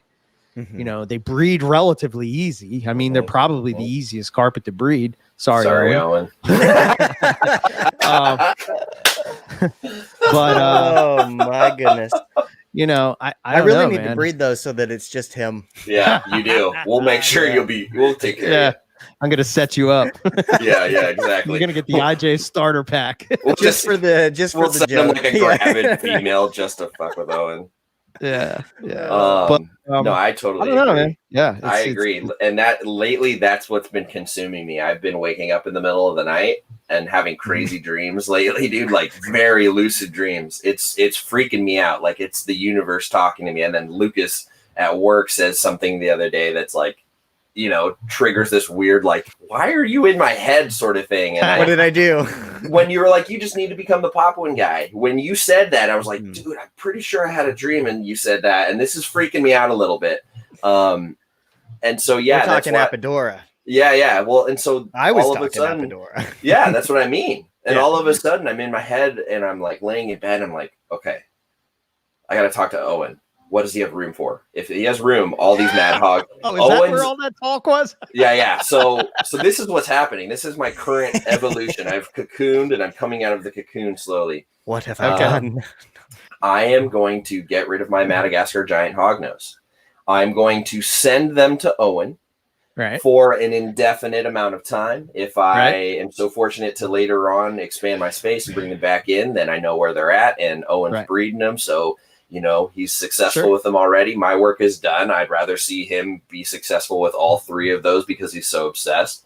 So I'm going to send him my tools to help him do that, free up some cage space, and I'm thinning some of the coastals back, cutting that group in half. I'm selling a proven breeder Xanic. I'm selling some tiger holdbacks from last year. And ultimately what I'm trying to shift over is to make room for my Papuan Apodora group to eventually, by the end of this year, sit at 2.2 with the help of Eric and Rob.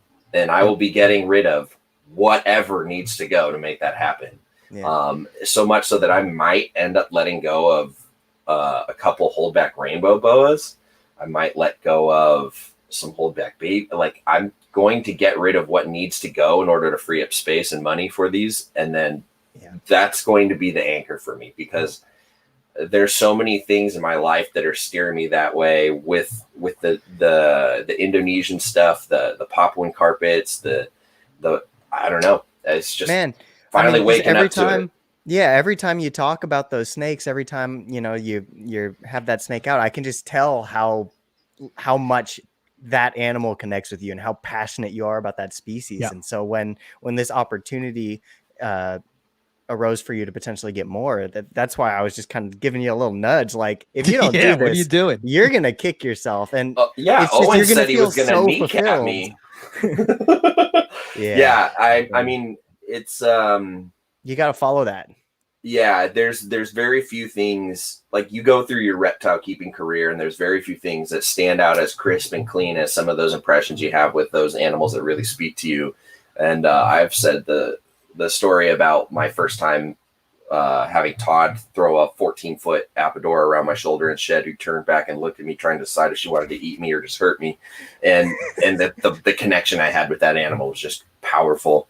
And I'll never forget that. And then, there's just some things in my life, whether I think I can make them happen or not. And then they happen, and it's like, you made that happen for a reason. Like, you're really behind it. And things that you let go, it's probably because you like them just a little bit less than whatever you've made the room for. It doesn't mean you dislike them. And then I always have this struggle of the internal dialogue. It's like, well, just by getting rid of these other animals or these species doesn't mean they're going away forever and that I'll never be able to work with them in the future, or that other people aren't keeping them around. I kind of have had this ignorant struggle of, you can't keep everything. And it's always been like, watch me, I'm going to do it anyway. So now I think I just need to accept that I need Apodora.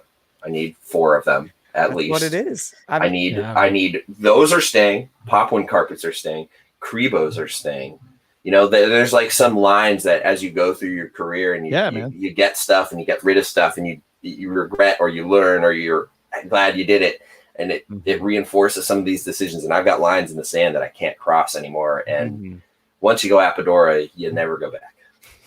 I feel like we're in such a similar spot. I mean, you with the Apodora and me with the Aspidite stuff. Like, I'm never gonna not have Brettles, but I have found that string that I need to pull on, and just, I've never felt so fulfilled with my collection and so tuned in and passionate to what I'm doing. And that's what it's about, right? Absolutely. Right. Yeah. The other thing is I talk to my brother every so often, and he's not into reptiles at all. He has a love and an affinity and appreciation for all living things. So he sees what I do with these animals and he's all stoked on it, right? Like, super, like, he gets it. But you talk to people that are outside of it and they ask, like, what's your goals?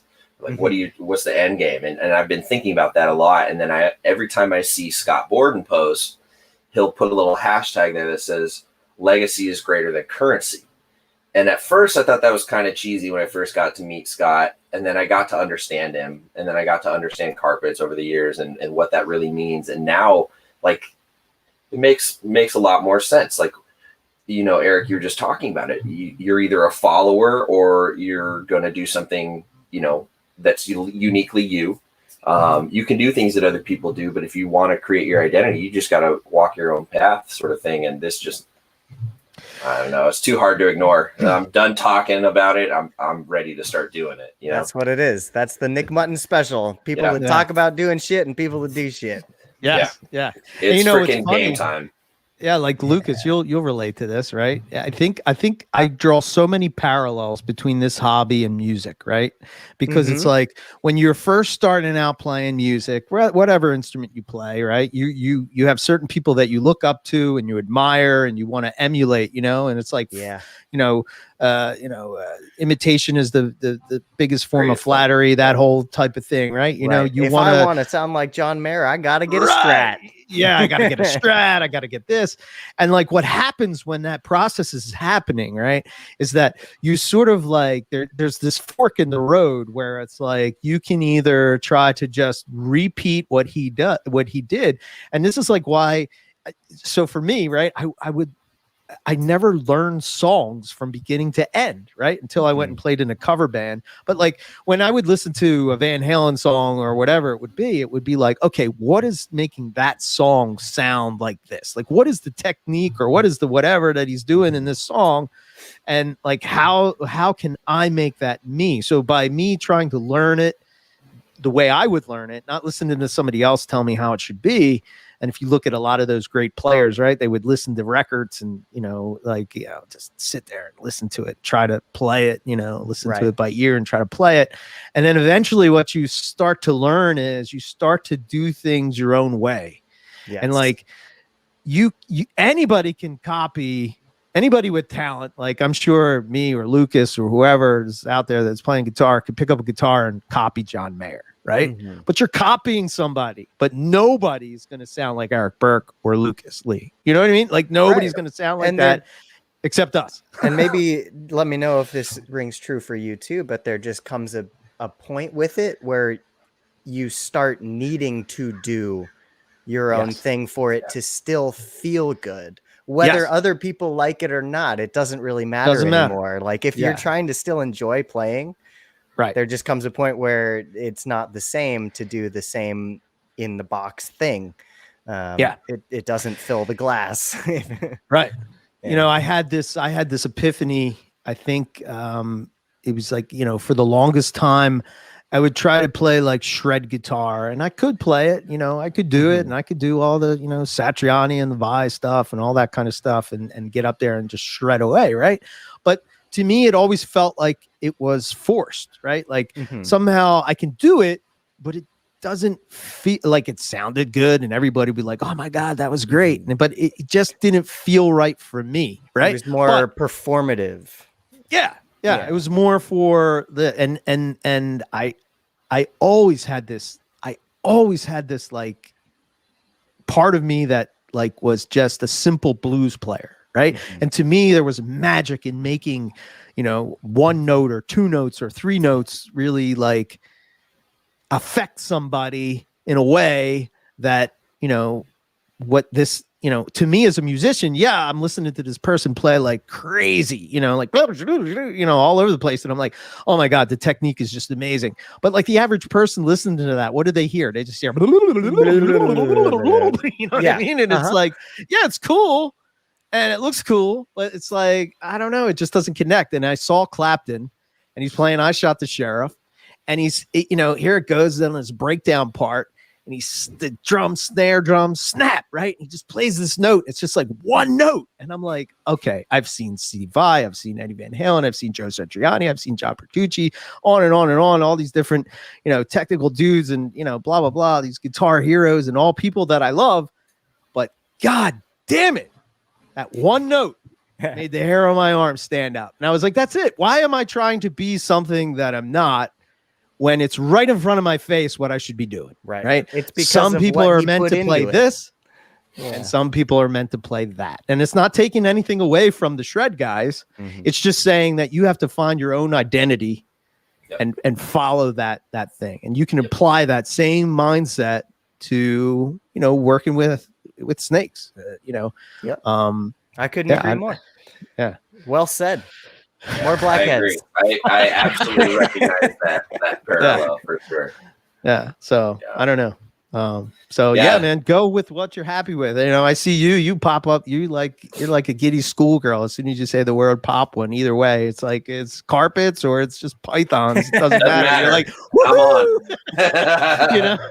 Yeah. For me, it's Australia, and for Lucas, it's Asmodeus. You know, it's like as soon as you say Asmodeus, it's like, oh my god, a blackhead. Oh my god, a Roma. You know? I know. Anybody with a Western female, I'll give you my kidney.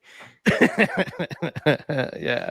Yeah. The journey along the way, finding that is insanely fun though. Like, yeah. I also don't see myself not having jungles. You know what I mean? I also don't. Sure. Yeah. You know, I don't see myself not. It doesn't mean that you no this. longer love the other things. Right. Yeah. You know, like I personally could never get rid of my citrus tiger female. Like that's just not going to happen. Like there's certain things that over the years, even if your identity goes other ways, these things stick with you for whatever reason, different values, different, you know, like I didn't need another adult female zebra, but because of the history behind it and Owen had it and, you know, that animal means something to me because of its history. Yeah. I don't know. Even if it's only here for a short time, a few years, whatever that ends up being, there's an importance in my trajectory for having experience with that animal. There's importance to trying these things and experiencing these things, even if it's not going to be like what I identify as a reptile keeper in the long run historically, or the legacy I leave behind, you know, like that's where I was getting at with that point about Scott's hashtag legacy is greater than currency, because ultimately you're only as good as, you know, what you leave behind for your community, the people that come after you, you know, the impression you leave. Like that's why it means so much to me when people are, you know, like, don't drop the YouTube thing, even though I'm like, freaking hate YouTube. It's crap. I feel like a damn hippie and I feel like a follower and all this shit. And right. But they're like, no, like, I really appreciate, you know, this bit of info or whatever. And so, I don't know. It's just what you leave behind. You know, how cool would it be to have a line of snakes like named after you that people recognize 20 years down the road or whatever, like that? Yeah. That's mind blowing to me. That's cooler than any other thing I could, you know, potentially accomplish, even if it doesn't make me any money or whatever. Like, the 100%. Accomplishment, the time put in, and the validation behind it is, you know, it's hard work and it's worth doing to me. So you're getting accolades for your work. You know, you've put in this work because you're passionate about whatever it is, but you're getting people paying attention to what you're doing. And, you know, it's validating. I say that I've been saying this since 2011, right? You know, if you're passionate about a specific species or a specific more for a specific line or whatever the case would be, man, don't fall into the thing where you have to, everybody that keeps carpets keeps this. Everybody that keeps, you know, blackheads only keeps blackheads, and all, you know what I mean? Like, don't put yourself in the box. Do what you want to do. And I think part of the problem with the hobby is that, you know, again, it's just like what I was talking about earlier with the guitar, right? You know, everybody wants to, obviously it's easy to go and just copy somebody and be that person, right? And you're immediately looked at as like, oh, okay, yeah, wow, that's awesome, man. You know, but like it's a whole nother level to bring your inner person out and show yourself. You know, as opposed to just copying somebody else. So like, and the parallel is so good. Like at least with guitar, you in a lot of cases, unless you're a crazy prodigy person, you can't do your own thing until you build up the tools first by learning the fundamentals and copying others. Like you have to walk the path. Yeah, you got to fall on your face. You got to earn your stripes. Absolutely. You're not just going to pick it up and know what you is. I think that's why the hobby has such a stonewall approach to people coming in with big wallets, buying their way into, you know, top end projects right away, even if their heart isn't in the right place and everything like that. It just doesn't seem like they've come in and earned their stripes. It seems like they bought in right at the top, and that rubs people the wrong way. It's just a real random thought that I had there, but like, you know, I think that's all valuable. You have to have your experiences in order to define who you are as a keeper. That kind 100%. Of thing sorts itself out on its own. It does. You know, it does. The universe has a plan. If you don't have what you need from experience and you weren't forced to earn stripes, it's gonna come back to bite you. I don't know. I don't think Well, you just anybody don't needs to learn the gatekeep or anything like that. Like it'll take care of itself. But like Yeah. bringing it back to music, you don't just Right. start out being an amazing guitarist. You have to learn how to suck first, Right. and be okay with sucking first. You can and sound then, like ass on a $4,000 Gibson, or Yeah. sound like ass on the $40 guitar from Target. Exactly. Right. Exactly. And again, I'll make the parallel again, because there's so many, to me, at least in my mind, other people that don't know music are probably like, what the hell is he talking about? But like when you're starting out and you're playing, right? This is a lot of thing. Like people want to automatically go and have a Boland's Python, and like, yes, you can have a Boland's Python as your first snake. Yes, you can. I mean, if you have the funds and the ability to do it, and you did the research, and that's it can be done. It's not that it's impossible or that you shouldn't do it, but like get your feet wet with, keep a corn snake or a carpet or something before you go and jump into it. And it's no different than like how I learned how to play guitar was on the shitty, acoustic guitar that the action was I could put my hand through the strings it was like pulled away from the neck. My first guitar, I had $120 cash to my name from doing chores. And I went to the store and I said, what can I get with this at this little local hole in the wall guitar shop? And I think it was a Yamaha Strat. Sure. Like Yamaha's not even supposed to make instruments. They make like lawnmowers and shit. Yeah. But I got home and I looked at it and I just sobbed. I had like the most like weird like regret breakdown ever, because I was like, what the hell is this?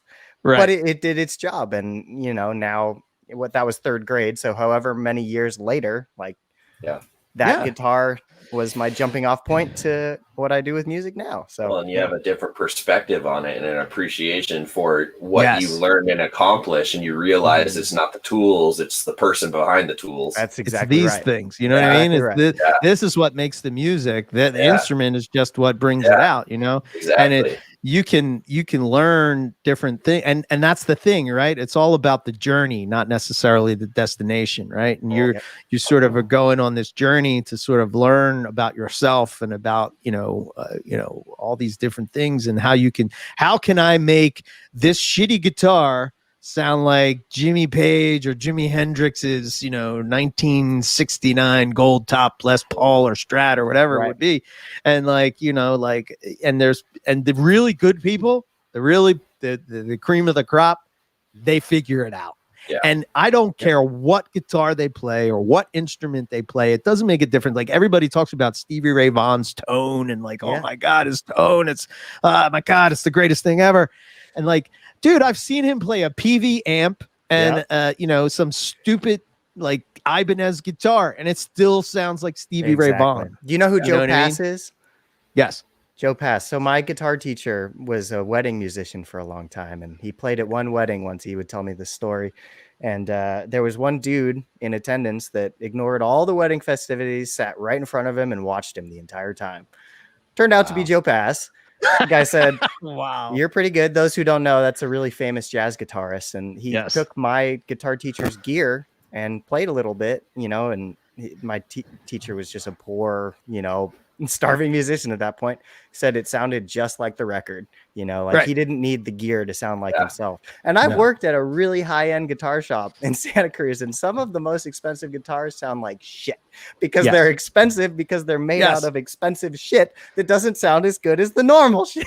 But anyway, no, that's very true. When I grew up as a kid, like, we were all into action sports. Like we snowboarded, we wakeboarded, we skated, dirt bike, mountain bike, like anything that we could go fast, hard, down hills, whatever, crazy. That's what we did. And so there were always kids that were naturally really good at stuff, or kids whose families were well off and they had the good gear to allow them to like really ascend.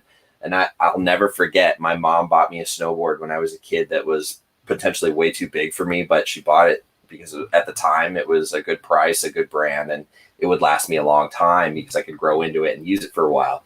And I remember I had that board for years and years and years, to the point where the technology involved in that board had been outdated several times. And all my friends had new boards, totally different. And I'd look down at this thing, and it looked old. It looked ghetto. It looked like I was, I don't know. It would have been very easy for me to get down on myself, but it was the only board I had, and I wanted to go snowboard, and I just didn't let it slow me down. And I think I rode that thing for 12 years, like well beyond its technologically relevant stage, and I made it work. And you don't think about that stuff if you're really having fun or going after something you want. You can't let any of that get in your way, and you just got to do it. Yeah. I can even equate it to NPR, right? This will be my final talk on this, right? If I would have had the approach of, Blog Talk sounds like shit back in 2011, we wouldn't probably be here right now. You know what I mean? I would guess to venture if there would even be the podcasts that are out there on Reptile Pod. You know what I mean? Like, who knows how it would have played out? Who knows? I don't know. But if I would have just said, this doesn't sound, of course it didn't sound like what I wanted it to sound like. You know what I mean? Like, yes, I mean, here I am, a musician. Obviously, sound is one of the most important things to me.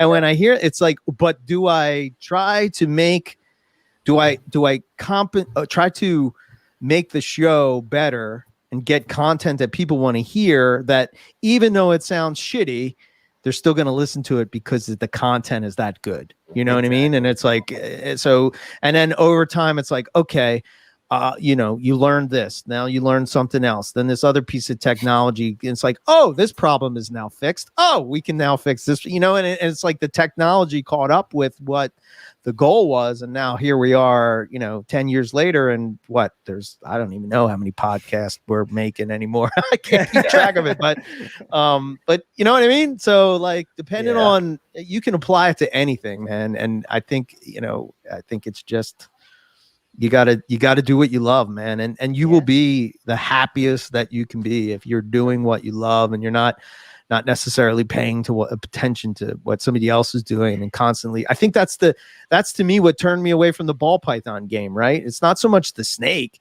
and it's not the awesome colors that they have, but it's like you're always trying to catch up to be the person.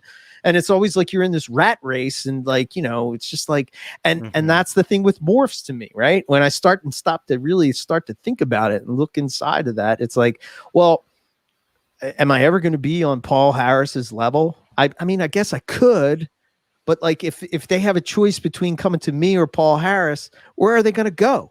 I would go to Paul Harris. Like, you know what I mean? So like, I don't know. I just, to me, it just seemed like, if it's not necessarily where your heart is, it doesn't mean I have to be the morph guy in order to be a carpet person. You know what I mean? I can still love and appreciate the morphs, and I can still do some of it and all that. And it doesn't mean I have to get rid of it, but just because I don't keep Jags anymore doesn't mean that I don't like, you know what I mean? Like all these things. And it just immediately people are like, oh my God, what's wrong with Jags? And it's like nothing to do with anything with people. It's me. It's me. Yeah. This is me. This is what's making me happy. You do what makes you happy. Right. I'm doing what makes me happy.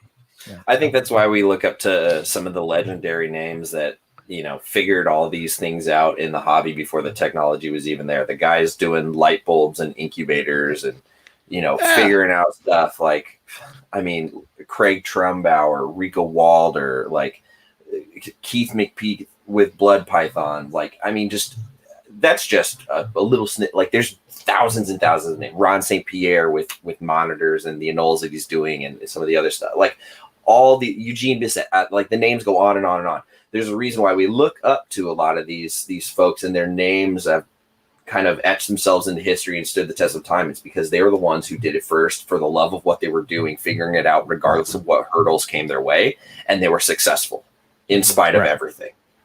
Right. 100%. Because they stayed true to themselves. That's really all it is.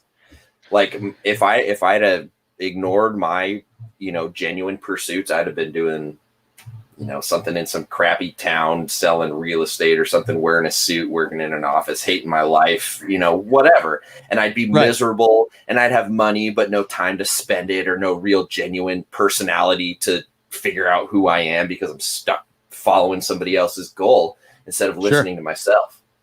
And now I'm surrounded by animals that I love in an industry that I've put myself in, and I'm doing what speaks to me, and it feels good every day I wake up. That's what's important. Right. Yeah, I think, some of the guys in the chat, Dom and Craig and whatnot, they're talking about Canada and the UK and how IJs aren't worth anything and they're $80 fit. No one looks at them or whatever.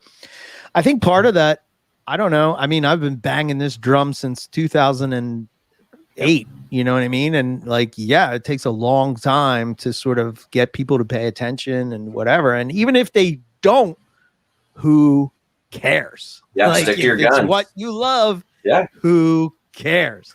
And Keep then eventually what's going to happen? On the table.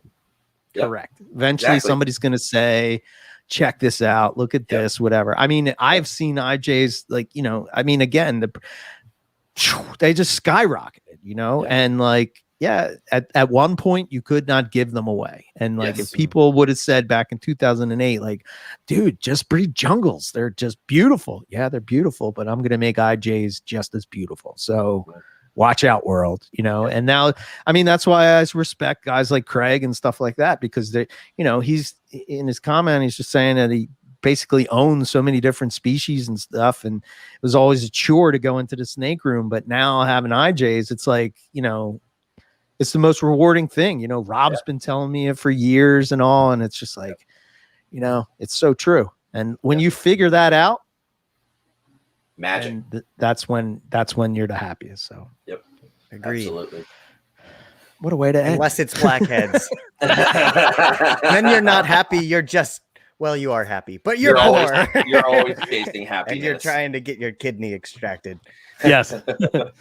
I'm just kidding. Oh man, you can do what Python Pete did and sell blood and semen. Yeah, there you go. Ideas. He did say in that interview. Ideas to ponder. Yeah. Plasma's going at a high rate as of late. So there you go. You figure something out. Your body has money making potential. OnlyFans, but I'm fully clothed and I just recite Star Wars prequels quotes. Somebody was putting a meme or something floating around online, and I thought it was brilliant. It's I'm going to do the opposite of OnlyFans. I'm going to send you dick pics until you give me money to not send you dick pics. Oh, boy. That's how it works. It's the opposite of OnlyFans. You send me money to not see it. Stop. You might have to spend that money on the legal fees, though. Okay, then fine. We'll send you photos of hairy belly buttons or something like that until you pay me to stop. That thing when you put your thumb together so it looks like it looks like a butt crack. Yeah. I do that all the time. Oh, of course. I used to do that to get people all the time. Yeah. So anyway, we will. Yeah, we will. We'll wrap it up with some good, heartfelt, but very serious words of wisdom, followed by a brief moment of shenanigan distraction, and then back on track. But yeah, so we're gonna close this out. Owen and I did record a few more episodes of Colubrid Corner, so that's coming up. Cool. Some cool species that we're talking about, so get on the lookout for those. Don't forget to subscribe to this YouTube channel. If you are watching this, subscribe, we need to get the channel growing. We just need I think 670 more subs or something like that. No big deal. Come on, guys, I believe in you. There's the Teespring store, NPR Network under the Teespring store, Morelia Python Radio, one of those two. All sorts of shirts from previous Carpet Fest, mugs, you name it. And then there is the Patreon if you really want to support what Eric and Owen have built. There's two tiers, the $5 buy us a coffee tier, the $10 a month inland carpet tier that gets you access to a once monthly private live stream Q&A with the gang, everybody, all questions, everything's fair.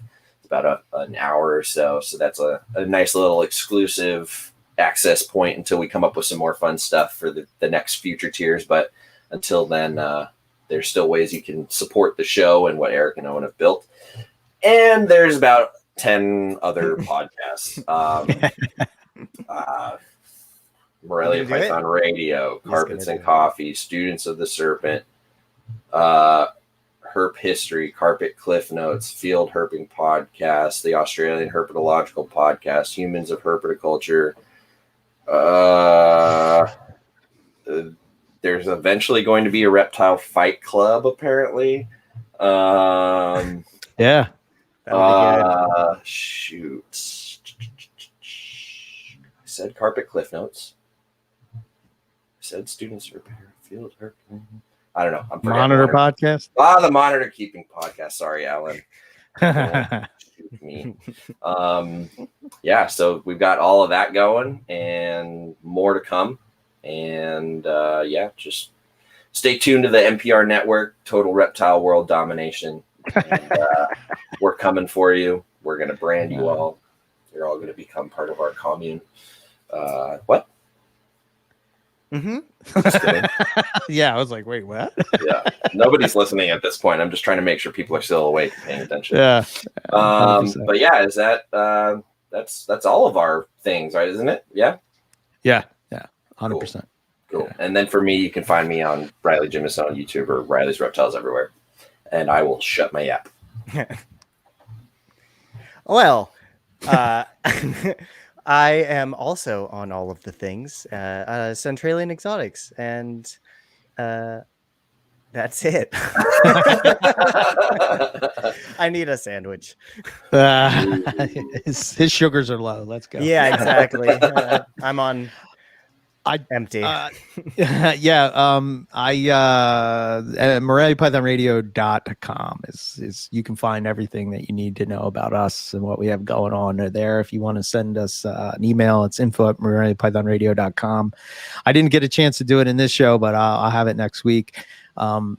Carpet Python locality that we share. I have a couple that are some people sent me. So if you are in Australia and you're feeling you want to share a Carpet Python locality with us so that we can share it on the show,